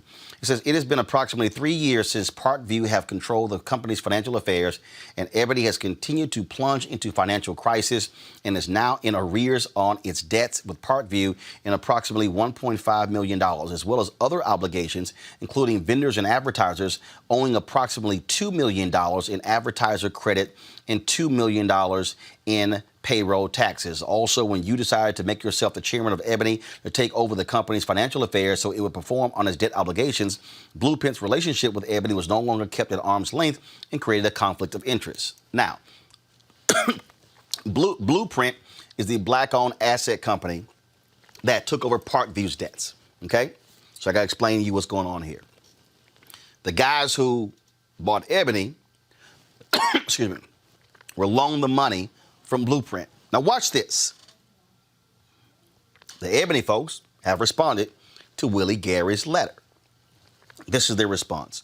We, the board of Ebony Media Holdings, are in receipt of your correspondence dated July 14th. While we recognize that your firm has limited background and access to authentic documentation, we feel it is entirely irresponsible to make allegations of illegal and unethical conduct without reviewing the basic operating documents of the company. We would like to bring this matter to an expeditious close and save you and your client valuable time and financial resources and the negative attention that will be brought to a set of conspired actions that remain the subject of an ongoing investigation. So then they detail in here all of the rules, exactly what should happen, things along those lines. Then they say in here, we further draw your attention to a cease and desist letter dated March 20th, 2020 that was delivered to Mr. Shoemake and signed by Mr. Jackson. Again, we draw your attention to a second cease and desist letter dated June 26, 2020. And it says the continued unauthorized conduct of Shoemake is likely to cause confusion, mistake, or deception as to Shoemake's affiliation, connection, and or associate with Ebony. It may appear that Ebony authorized Shoemake to conduct such Ebony activities or that Ebony endorses the fraudulent conduct. Please note that the misuse of the Ebony trademark, including the solicitation and collection of charitable donations on behalf of Ebony without consent, constitutes trademark infringement. Now, here's what's interesting. In the letter from Willie Gary to Jacob Waltauer with Blueprint, they assert that Robert Shoemake owns 49% of the company. They responded by saying, well, wait a minute, what about all these cease and desist letters? They go through all of this information in here. They lay all of these things out in terms of various transactions, things that they've done, and they just lay this entire response out. This actually happened today. So that group, Willie Jackson, Robert Shoemake, posted this on the Ebony website. Ebony ownership immediately removes Jacob Waltauer as chairman with cause, citing the letter saying that Ebony ownership grew concerned when Waltauer began to book media appearances and shared confidential information with outlets like the Wall Street Journal. Well, I talked to the folks at Blueprint, and they said this comes down. This is absolutely nuts. So here's what you have going on right here, folks. You have the group, Willie Jackson, Michael Gibson, CVG, who acquired the assets of Ebony. They used money that was given to them from Parkview. Parkview now had their debt taken over by Blueprint. Blueprint does an investigation, and they're saying, this is crazy. They oust Willie Jackson as chairman CEO. Now you have Willie Jackson and Robert Shoemake saying, no, Robert Shoemake owns 49%. That was sold to him. Blueprint is saying that deal didn't even exist. It's not even real because it wasn't even properly approved. Massive drama. Here's where we stand, what we don't have, what we have right now, Greg Carr. There's no Ebony magazine. They haven't printed an edition in months. You've got a website that's pretty much defunct, social media that's defunct. So here you have this historic brand, all of the things that it's done over the decades. Right now, that's wrapped up into a huge, absolute mess. Well, brother, as someone who has written for Ebony magazine, and when I was offered payment, I declined because I said it was more important for me personally to be able to say and to tell my mother and to tell my community that I wrote about the National Museum of African American History. I wrote about the Black Panther Party. I wrote in the print edition. And my name will appear in the same magazine that Lerone Bennett Jr. wrote in.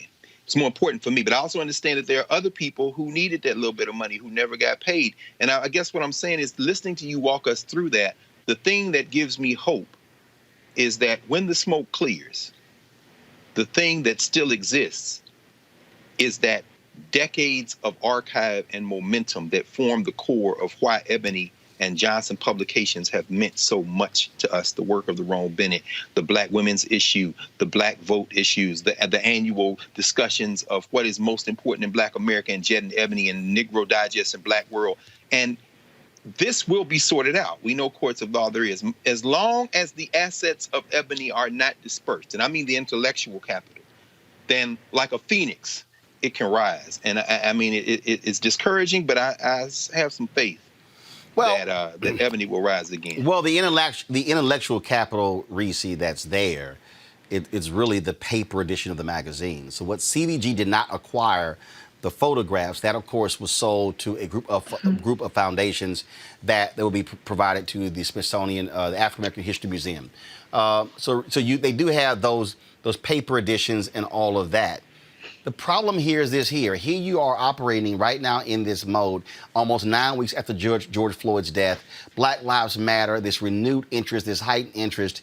And here you have one of our most historic media outlets that is in a coma. It was already in trouble. It was already in ICU. It's now in a coma. And I got experience with this in that when I had run Chicago Defender. And look, trying to save that whole deal and all the drama there, and it was a mess. We did revive it. They went back to the whole deal, and they no longer print a publication. You barely have anything on their website. So yeah, technically it's still there, but it's not there. This is what I'm talking about when we have to be able to take care of these institutions and not allow them to wither on the vine, which means you got to have folks running them who know what the hell they're doing. Right, Roland. And what's disappointing from the way that you've laid it out is that we're talking about a Black investment firm that took it over. And sometimes, unfortunately, it sounds like, not all Black investment firms have the intention of preserving our cultural institutions, or perhaps the intention is to preserve it, but the impact is that it actually worsens the condition because they don't have the experience in actually cultivating it and getting it out of the issues that it faces right now. I applaud you, Dr. Carr, for having that reverence for this institution. And as you point out, Roland, it is a great loss right now. And the fact of the matter is Black print media is really withering to a degree in a time where we really need it most. And yes, a lot of things are moving to digital, but we still need that historic trove of data and institutional knowledge to provide that perspective that even I will admit, somebody like me, I don't have that treasure trove of information like what Dr. Carr has. And so I hope that they come to an agreement that actually preserves this institution and that the right people are put in charge of Ebony that can actually revive it. Erica? Yeah, I agree. And definitely for Dr. Carr to have penned in a publication that I grew up on, Ebony and Jet, it was not uncommon for me to be sitting and getting my hair hot combed by my mom, which was always a fight, but to be thumbing through the pages of one of those Black publications. And what always spoke to me was be able to see people who spoke and wrote with such power and to see visuals that reflected who I was when we're talking about living in an environment that does not celebrate, but definitely appropriates Black culture on a regular.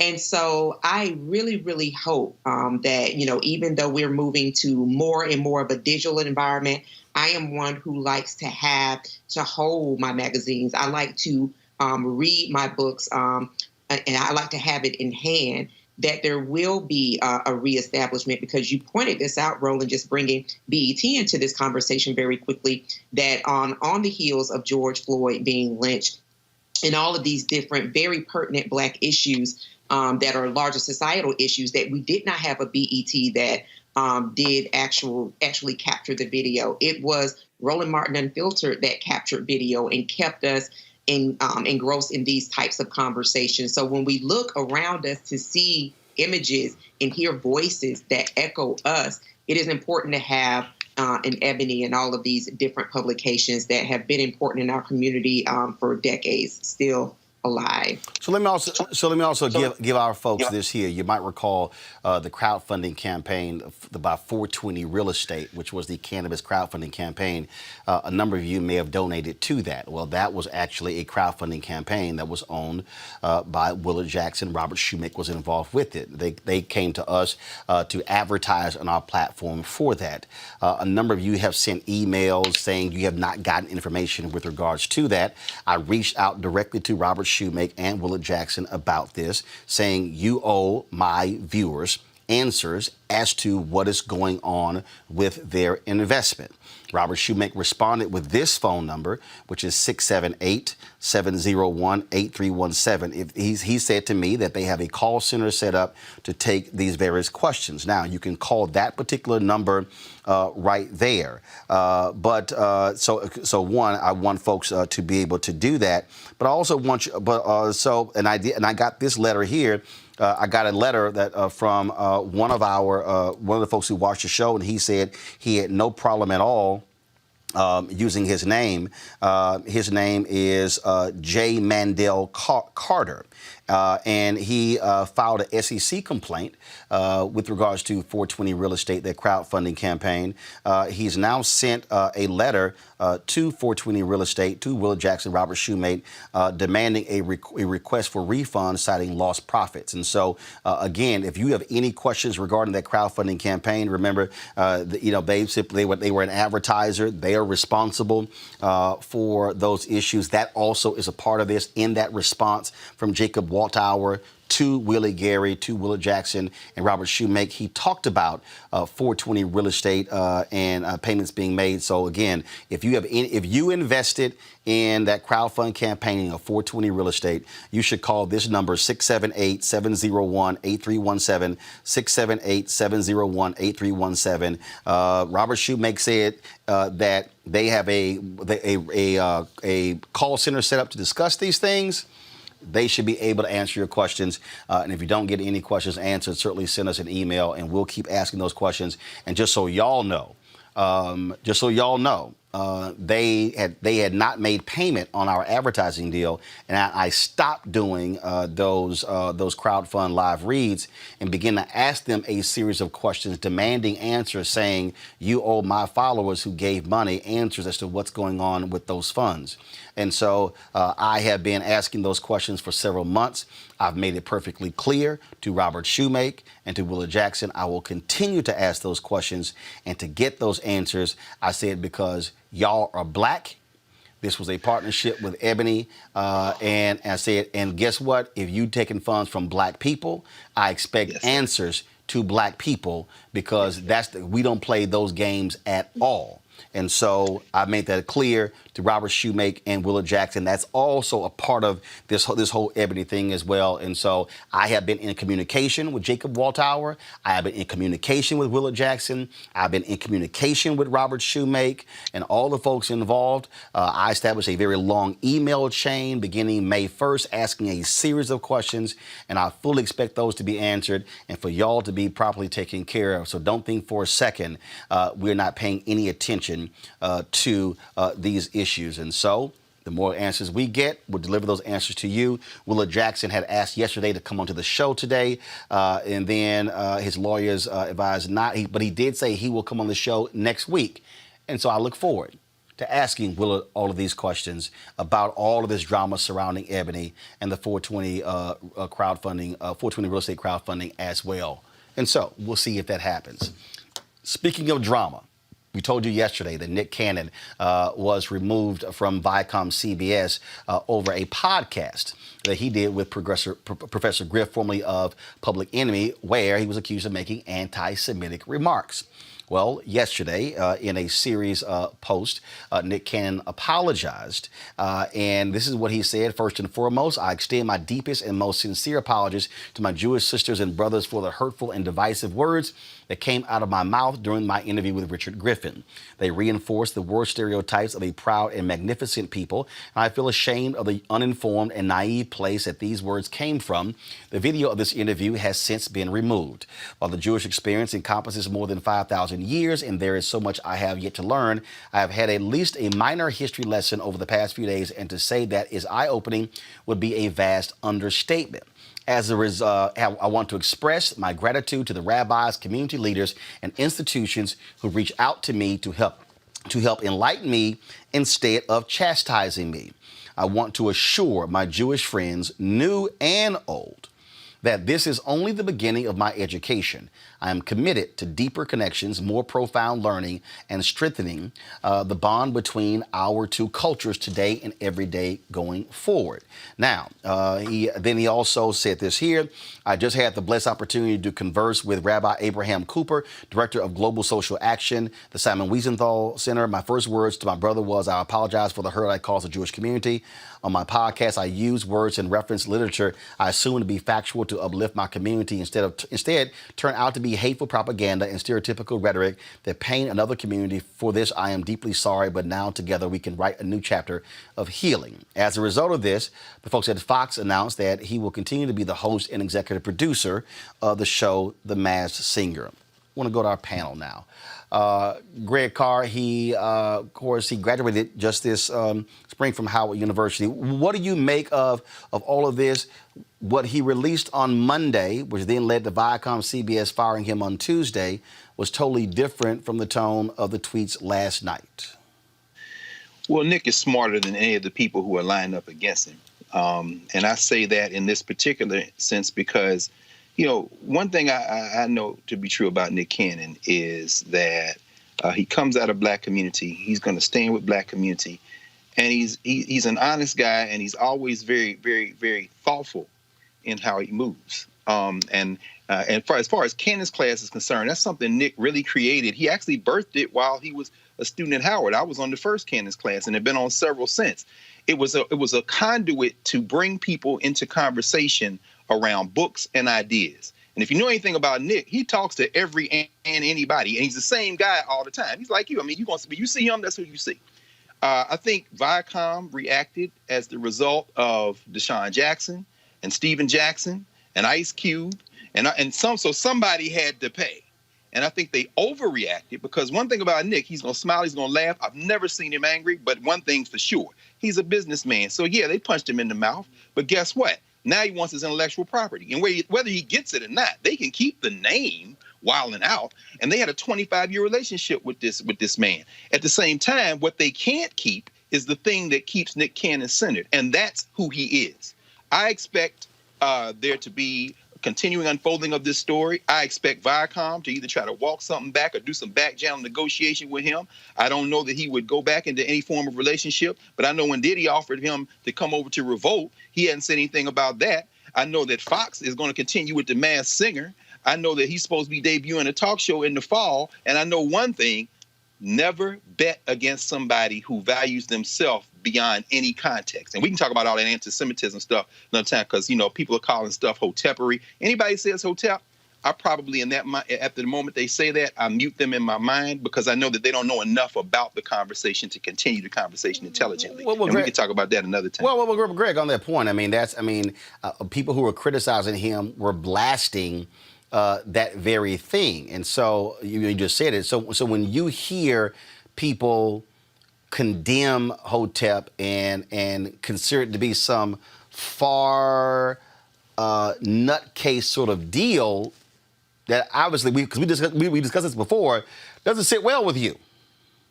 Well, no, I mean, it doesn't sit well or not sit well with me. I don't take them seriously because they don't know enough to have an intelligent conversation. There are two dimensions to the question of Black-Jewish relationships in the modern era. One of them is the cultural question. And that's really when they say Hotep, I think that's what they're talking about. Although they don't know what Hotep means, I could write it in glyphs on their forehead and they wouldn't be able to translate it. But they're using that as a label for the idea of a stew of conspiracy theories and off history. They don't know enough history to talk about whether it's off or not. And what you saw with that exchange with Professor Griff, Nick was talking about books that Griff had written, and then he's dropping in things from what he had read, which a lot of that is street literature. And there's a real conversation to be had as to why that literature exists. So if you watch the whole Candace class, you can see him trying to weave in and out of that, but then he introduces some other conversations that speak to that street literature. The people who are saying, oh, that's hotel, are really talking about that type of literature that has existed outside of the university, but inside the university, there's no real debate about the origins of the Abrahamic faith traditions. They all come out of Northeast Africa, beginning with Judaism, and Jews are not white initially. But that gets conflated into another kind of conversation, and that's the second category. The second category is the political category of people in white nationalist societies trying to avoid last place. If we understand the history of Judaism, we understand that Jews have been persecuted for centuries. And most of that persecution in the United States has come from white Anglo-Saxon Protestants, the biggest anti-Semite in American history. There's one candidate we could name. His name would be Henry Ford, who wrote a whole 3 volumes called The International Jew, the World's Foremost Problems. Jews had to fight like a number of white ethnics in this country to battle their way into whiteness at the risk of persecution. The Klan didn't like the Jews, the Klan didn't like the Catholics, and the Klan didn't like the blacks. So what you have then is coalition politics, which forms between white ethnics and black folk at key moments. Harold Cruz writes about it in his book, Plural but Equal. But what you also have is tensions that emerge as well. Because ultimately, for example, when you have some of the Jewish organizations take the opposite side against black people in the Baki case in the 1970s, as Jews become more assimilated into white culture, you have this negotiation with the blacks who get left behind. That's the source of tensions. It's too sophisticated to be carried out in an hour in Cannon's class when Nick is talking about to somebody who's basically come out of those communities trying to puzzle through that. But I'll tell you one thing about Nick Cannon. If he lives, every word he tweeted and said in that apology, he's going to stick by it. You know who he's going to invite to that Cannon's class table? He's going to invite all the rabbis. He's going to invite the scholars. He's going to read every word of every book anybody tell him to read. And what will emerge out of this is the real culprit. And the real culprit in this, as far as I'm concerned, Viacom and everybody else, are these corporations that don't like any Negro to get too uppity and have too much power. And you got to bring them out in the yard and try to cut their foot off in front of everybody else before anybody else get any ideas about being independent. These were tweets he also posted today. Let me read those. Folks, pull those up. He said, morning radio family, I've decided to take some time away from my radio show so I can commit myself to deeper, more thorough reflection and education. I will use this time to establish an action plan towards real impactful change and advocacy aimed at bringing people together. I continue to express my gratitude to the rabbis, community leaders, and institutions who have reached out to me to help enlighten me. Their input and friendship will help me as I further commit myself to more profound learning and towards strengthening the bond between the Black and Jewish cultures every day going forward. Erica, your thoughts? Yeah, I pretty much saw that this was the way that this kind of was the direction that the tweets were going to go in. But I just, when I started kind of like looking back on everything that had kind of happened, it was amazing to me that this was a podcast that had been living since June 30. And so just looking at how this, took fire in this present day and the way that Nick has really handled this, taking a break away from his morning radio show, saying that, as Dr. Carr has just said, he's going to take time and sit with all of those people that he's going to begin to build action plans with. As somebody who is a businessman, somebody who has really kind of shown the way how to move throughout, having been a child actor and developed programming, I'm really going to be watching and to see the other side, how Nick is going to move and matriculate through this. And I think that that's going to be very interesting to see. One last thing that I would add is that, we are in a country that has built its assets off of being anti-Black. And so while anti-Semitism is definitely something that, all of us should really denounce, that we also have to be very, very conscious of the movement in the moment that we're in right now. And that is to move and push forward away from anti-Black acts that we continue to see surface throughout this nation. Reese, Kareem Abdul-Jabbar wrote a piece in the Hollywood Reporter where he took to task African Americans over anti-Semitism. He wrote this piece, "Where is the outrage over anti-Semitism in sports in Hollywood?" He talked about Ice Cube. He talked about Deshaun Jackson, and any number of things. He basically is challenging, African Americans on this very issue, and again, Hollywood as well. And then he says, yes, some of the above have apologized. Deshaun Jackson, Steven Jackson, Chelsea Handler, while others continue to defiantly marinate in their own prejudice. Their arrogant and irrational response to accusations of anti-Semitism, rather than dissuade us, actually confirm people's worst opinions. Ice Cube's response was remorseless. What if I was just pro-black? This is the true brother. I didn't lie on anyone. I didn't say I was anti-anybody. Don't believe the hype. I've been telling my truth. Jabbar writes, his truth was clearly anti-Semitic, but like Trump, he believes his truth exists outside facts.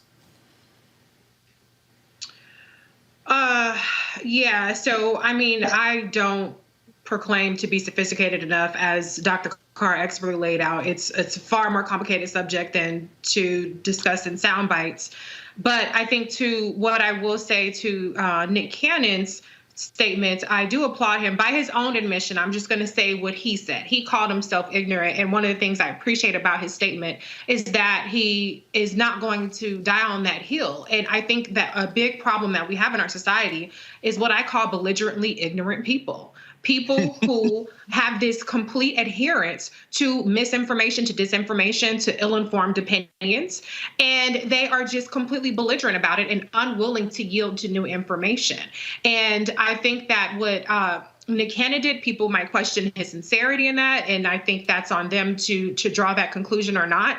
But I do applaud that he said, listen, when presented with new information, I don't want to continue to perpetuate these statements that I made. I want to learn. I want to invite people into this conversation. I want to take a step away. And I think if more people did that, we would all be better off for it, because I get in arguments with belligerently ignorant people all day, every day. So if there's somebody who's willing to say I was misinformed, or however you want to characterize it, I was ignorant as he characterized it, then more power to them. Greg, this is what in the final paragraph of Jabbar, he says, the lesson never changes. So why is it so hard for some people to learn? No one is free until everyone is free. As Martin Luther King Jr. explained, injustice anywhere is a threat to justice everywhere. We are caught in an inescapable network of mutuality. So let's act like it. If we're going to be outraged by injustice, let's be outraged by injustice against anyone. This back and forth is not new. Recently, of course, Fox Soul, when they announced they were not going to carry the speech on July 4th of Nation of Islam Minister Louis Farrakhan, he writes in there how Chelsea Handler, she had posted a video of Louis Farrakhan denouncing white supremacy. And she defended it. And she said he was speaking truth. That people criticized her, and then after several days, she finally took it down. There were people who actually were upset with Cornel West was on this show, and when he addressed the issue of Farrakhan speaking about Hitler, and people were like, "Oh, Cornel West is wrong as well." Just Greg, this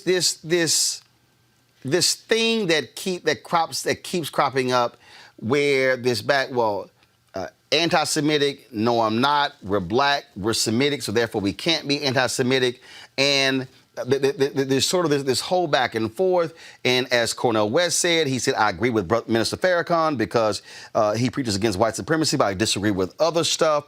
But then there are people who say, wait a minute, you can't do that. You can't agree with some of what he says and disagree with others. Folks who say David Duke is no different than Louis Farrakhan. All of these different things, they continue to crop up. Just your assessment. Very quickly, I think, Reese, what you said is absolutely correct. We're talking about whether people have information or not, whether they know or not. I have an immense amount of respect for Kareem Abdul-Jabbar.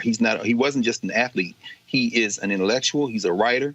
And when he was a teenager in New York City, going to Power Memorial High School, when he was still Lou Alcindor, he attended a summer program, the Harry U Act, which was taught in part by John Henry Clark, one of his heroes. John Henry Clark was called an anti-Semite from the pages of the New York Times by Henry Louis Gates in an article called Black Demagogues and Pseudo Scholars, where he tried to say all these black scholars who are reaching these black people in the streets, some of them are anti-Semitic because they make claims about the nature of the Jewish religion and where black people come from and what blacks are the original Jews and the Beta Israels and whether or not black people can be anti-Semitic. Let's be very clear. Anybody who is standing in the way of somebody else's human rights is in violation. We don't care. And let's also be very clear. A number of Jews very prominent in not only the civil rights, black power, liberation movements. So we can't use these categories to beat up whole groups of people. Let's also be very clear.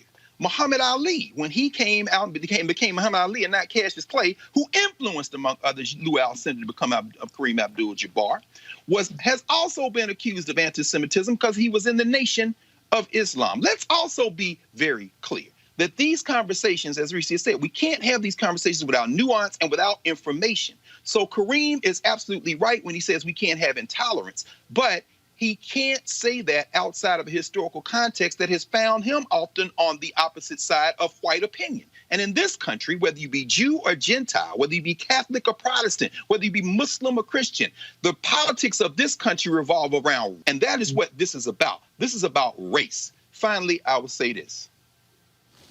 If we're going to have an intelligent conversation going forward, we have to, and I think this is what Nick is doing, as he said, whether we gauge the sincerity of his apology or not. And I, for one, individually will not gauge the sincerity because I believe he's being absolutely sincere. We must first confess our innocence.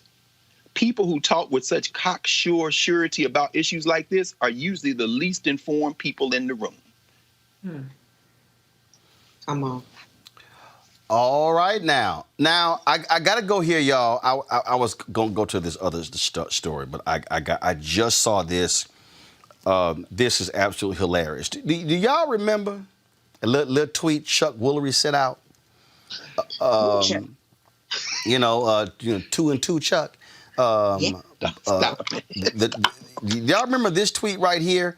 The most outrageous lies are the ones about COVID-19. Everyone is lying. The CDC, media, Democrats, our doctors, not all but most, that we are told to trust. I think it's all about the election and keeping the economy from coming back, which is about the election. I'm sick of it. That was on July 12th. Do y'all know what has happened? Oh, yes, Roland. Please grace us. Do y'all know what has happened in the 4 days since that tweet went out? COVID. Y'all go to my iPad. Chuck Woolery changes stance on COVID-19 lies after son tests positive. The son of Chuck Woolery has tested positive. This was the tweet that he sent out July 13th to further clarify and add perspective. COVID-19 is real and it is here. My son tested positive for the virus, and I feel for those suffering and especially for those who have lost loved ones. Reese, he's since deleted his Twitter account.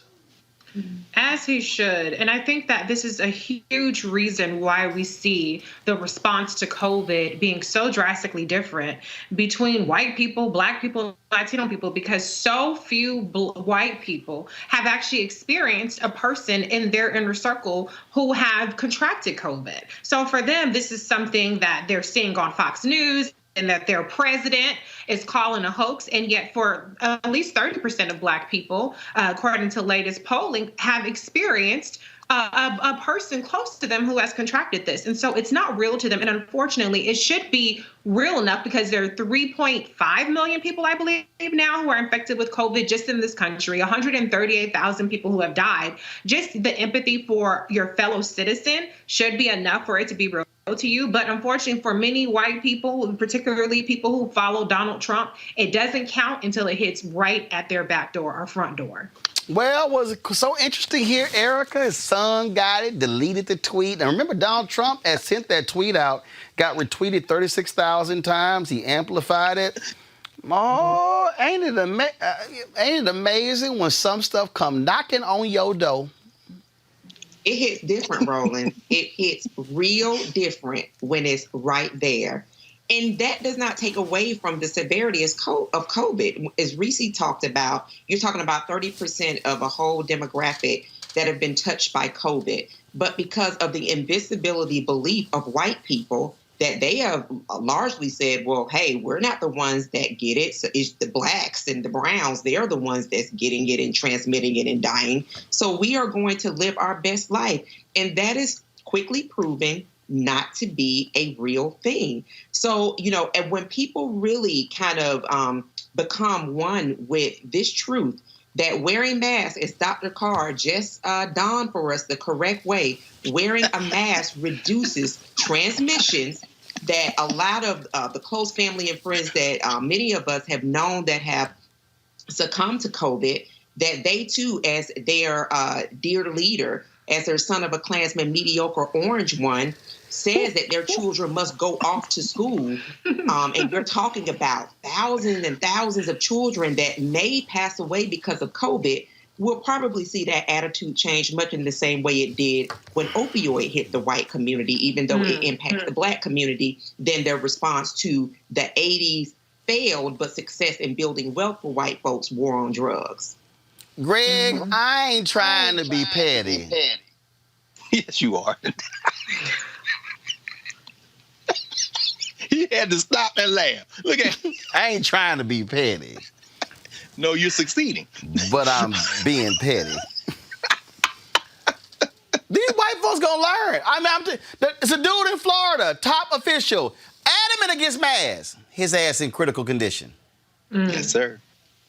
Well, Roland, we know that these masks are to protect other people. Black folk, don't listen to these white nationalists. They're at the end. Wear your mask. Put your mask on. Protect your mama. Protect your grandmama and them. Because guess what? They're going to cough and laugh and sit at the bar and eat barbecue and drink and swim and go to the beach.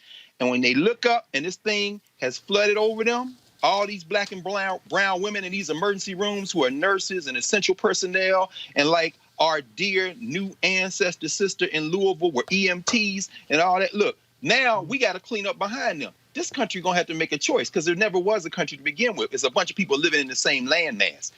Chuck Woolery and his friends, all your friends, y'all are pressing the gas down on the floorboards of a car that's engine is about to blow out. And so what we going to do is wear our masks, wash our hands, keep social distance, tell our young people to be careful. And when they talk about reopening the schools, we're going to organize and make sure that our children are safe and that the children of the teachers who are in there are also safe. And we are going to have to separate ourselves out from this foolishness. Because at this point, as old gospel song used to say, soon one morning, death come creeping up in the room. And when death come creeping up in the room, it's colorblind. So black folk don't get in these people's way. If they're going to be fools, let them dance on to the grave. But we do not follow them into the grave. Never have, never will. I wasn't trying to be petty. But, see, Chuck might want to get you one of these here. See? That's right, bro. You know what I'm saying, I like y'all? that one, though. Well, you know, I had to order one because you know, I got to coordinate. So I had to get Texas A&M one. John Witherspoon. I had to coordinate. Yes, I had to coordinate. That's how we do these things. All right. Y'all know what time it is. No charcoal grills are allowed. I'm white. I got you, bro. Illegally selling water without a permit on my property. Whoa! Hey! You don't live here. I'm uncomfortable.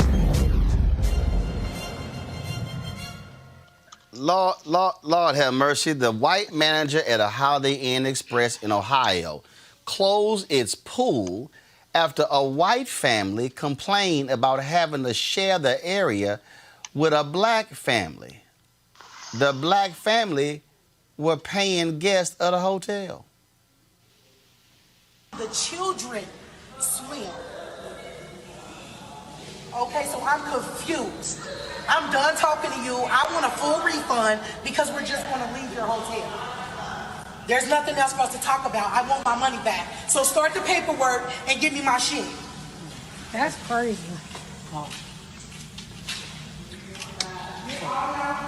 They locking up the pool because we're not. That's crazy. Y'all need. Okay, tell your other customers customers in the pool, it was only 5 kids in the pool. We're the adults. No, you are were sitting there Come on. watching their kids. Where your shoes, Addie? Come on, come out. Oh, okay, come on. We're not even in the pool. We're sitting outside. Huh? So he said 10 people only 5 of the kids inside the pool.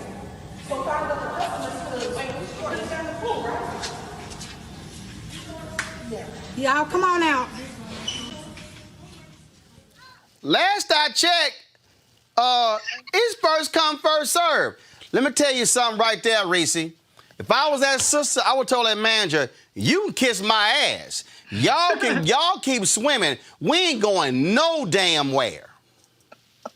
Absolutely. It's all about making Black people feel like they do not belong exactly where they have every right to be. They're paying customers, and the white manager just made the calculation that it's easier to push over these Black folks than it is to check these white people. I'm not sure if he was white. He looked like, okay. I'm not sure what he was, but the bottom line is he was listening to them white folks right there. But my problem with that, again, is, it's first come, first serve. Yeah. If the pool is full when your ass show up, wait. Exactly. I mean, look, Erica. I remember going to the pool in my neighborhood when I was growing up. If it was packed, man, your ass waited till it cleared out. Yeah. Right. Yeah. Right. I just want to bring back up a point that I just said earlier. This country thrives off of anti-Blackness, and people that can get in that boat and try to assert some power that they feel like they need to assert, they do that. And for this sister to have to pack up what seemed to be a lot of children, and I'll just be honest. I mean, hotels and pools, unless it is my own, not going to be in it, but can understand that those are babies and they want some level of relief. But I would not stop there. I would sue Holiday Inn because what she actually, by management really standing with whoever was on the phone, making a complaint from their own position of anonymity or, however that went through, that they actually made their guests people who in this climate, in this economy, chose to actually stay at their hotel.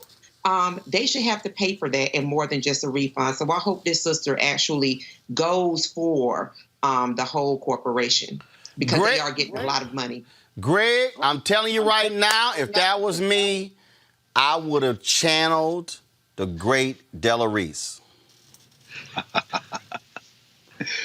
Look, bro. Are y'all slow in the control room? Go to my iPad, Lord, come on. Thank you, Come on, Holiday. Kiss my entire ass.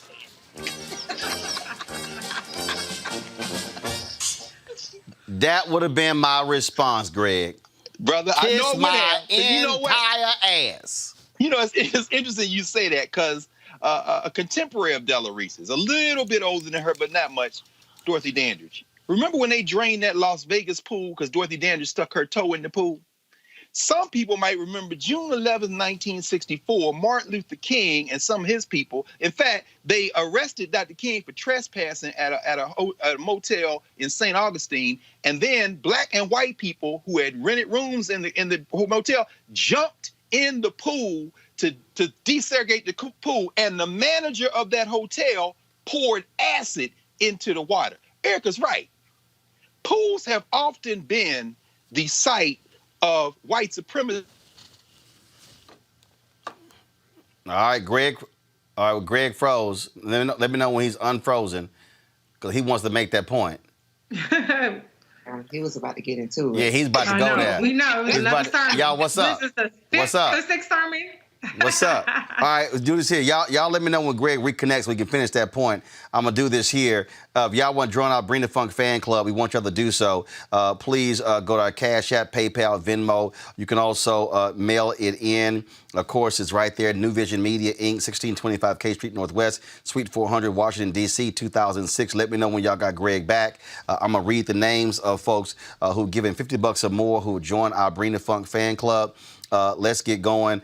Aaron, Aisha Khalid Khan, Andrea Rogers, Andrina Broussard, Angela Roan, Anthony, April Chapman, Azuri Smith, Barry Howard, Beverly Singleton, Bianca Zachary, Brenda Hicks, Brian Sanders, Bryce Boss, Canute McKenzie, Carol's Kitchen and Desserts, Shantae, Charles Hill, Chris Craig, Cindy Harrison Odom, Connor Coughlin, Corey Benson, Dana Booker, Daniel LaRoche, Darius Horton, Darnell Williams, David Dennis, David Ings, Don Foster, Deanna Harris McCoy, Derek Onwauchi, Dexter Brown, Doc Sanchez, Douglas Roland, Emily Chafin, Felix Olabatui, Florence Jackson, Frederica Bro, Fernita Williams, George Gray, Guinevere Teague, Hayes Consulting, Herlon Pascal, Jackson Sansarin, Jeffrey Sanders, Jerome Hale, Johnny Jean, Jonathan Lomans, Karen DeCoux, Kathy M., Kinley Warren, Kenneth Cozart, Kenneth McElrath, Katura Ladd, Kevin Wilder, Kevin Woods, LaCara Adu Duro, Lawrence Crawford, Leonard Renfro, Linda Allen, Lolo Lawrence, Lonnie Weathersby, Lori Nicole, Luis Collier, Mahalia Johnson,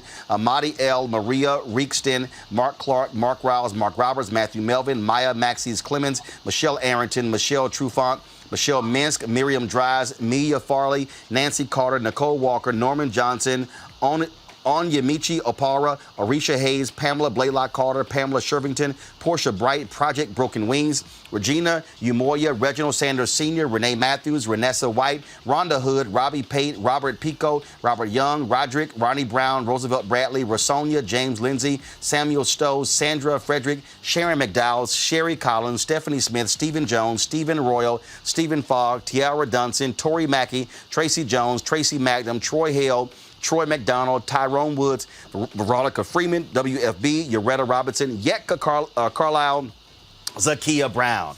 Woo! All right, we got Greg back. Greg, finish that comment about the pools. No, I'm just going to say right quick, man. I love that long list. It gets longer every week, though. Hey, I got no problem with it. Me neither, brother. No, I'm just going to say right quick that pools have been one of the biggest sites of white nationalist activity because water is intimate. In other words, when you're intimate like that, you say, if a black person touched this water and I touch this water, somehow whatever that black person is going to get on to or get into me. So, you know, it's been a site of battle that we haven't always studied or known. But we know that, as James Baldwin said, from birth to death, there's something very personal about being black in America. And seeing that sister and seeing those babies there, it touches you in a place that would make you say, as you said, brother, kiss my entire ass. And if they have some words to say about that, then you might have to lay hands on somebody. But water is an intimate thing. I think that's what triggers that visceral reaction from people.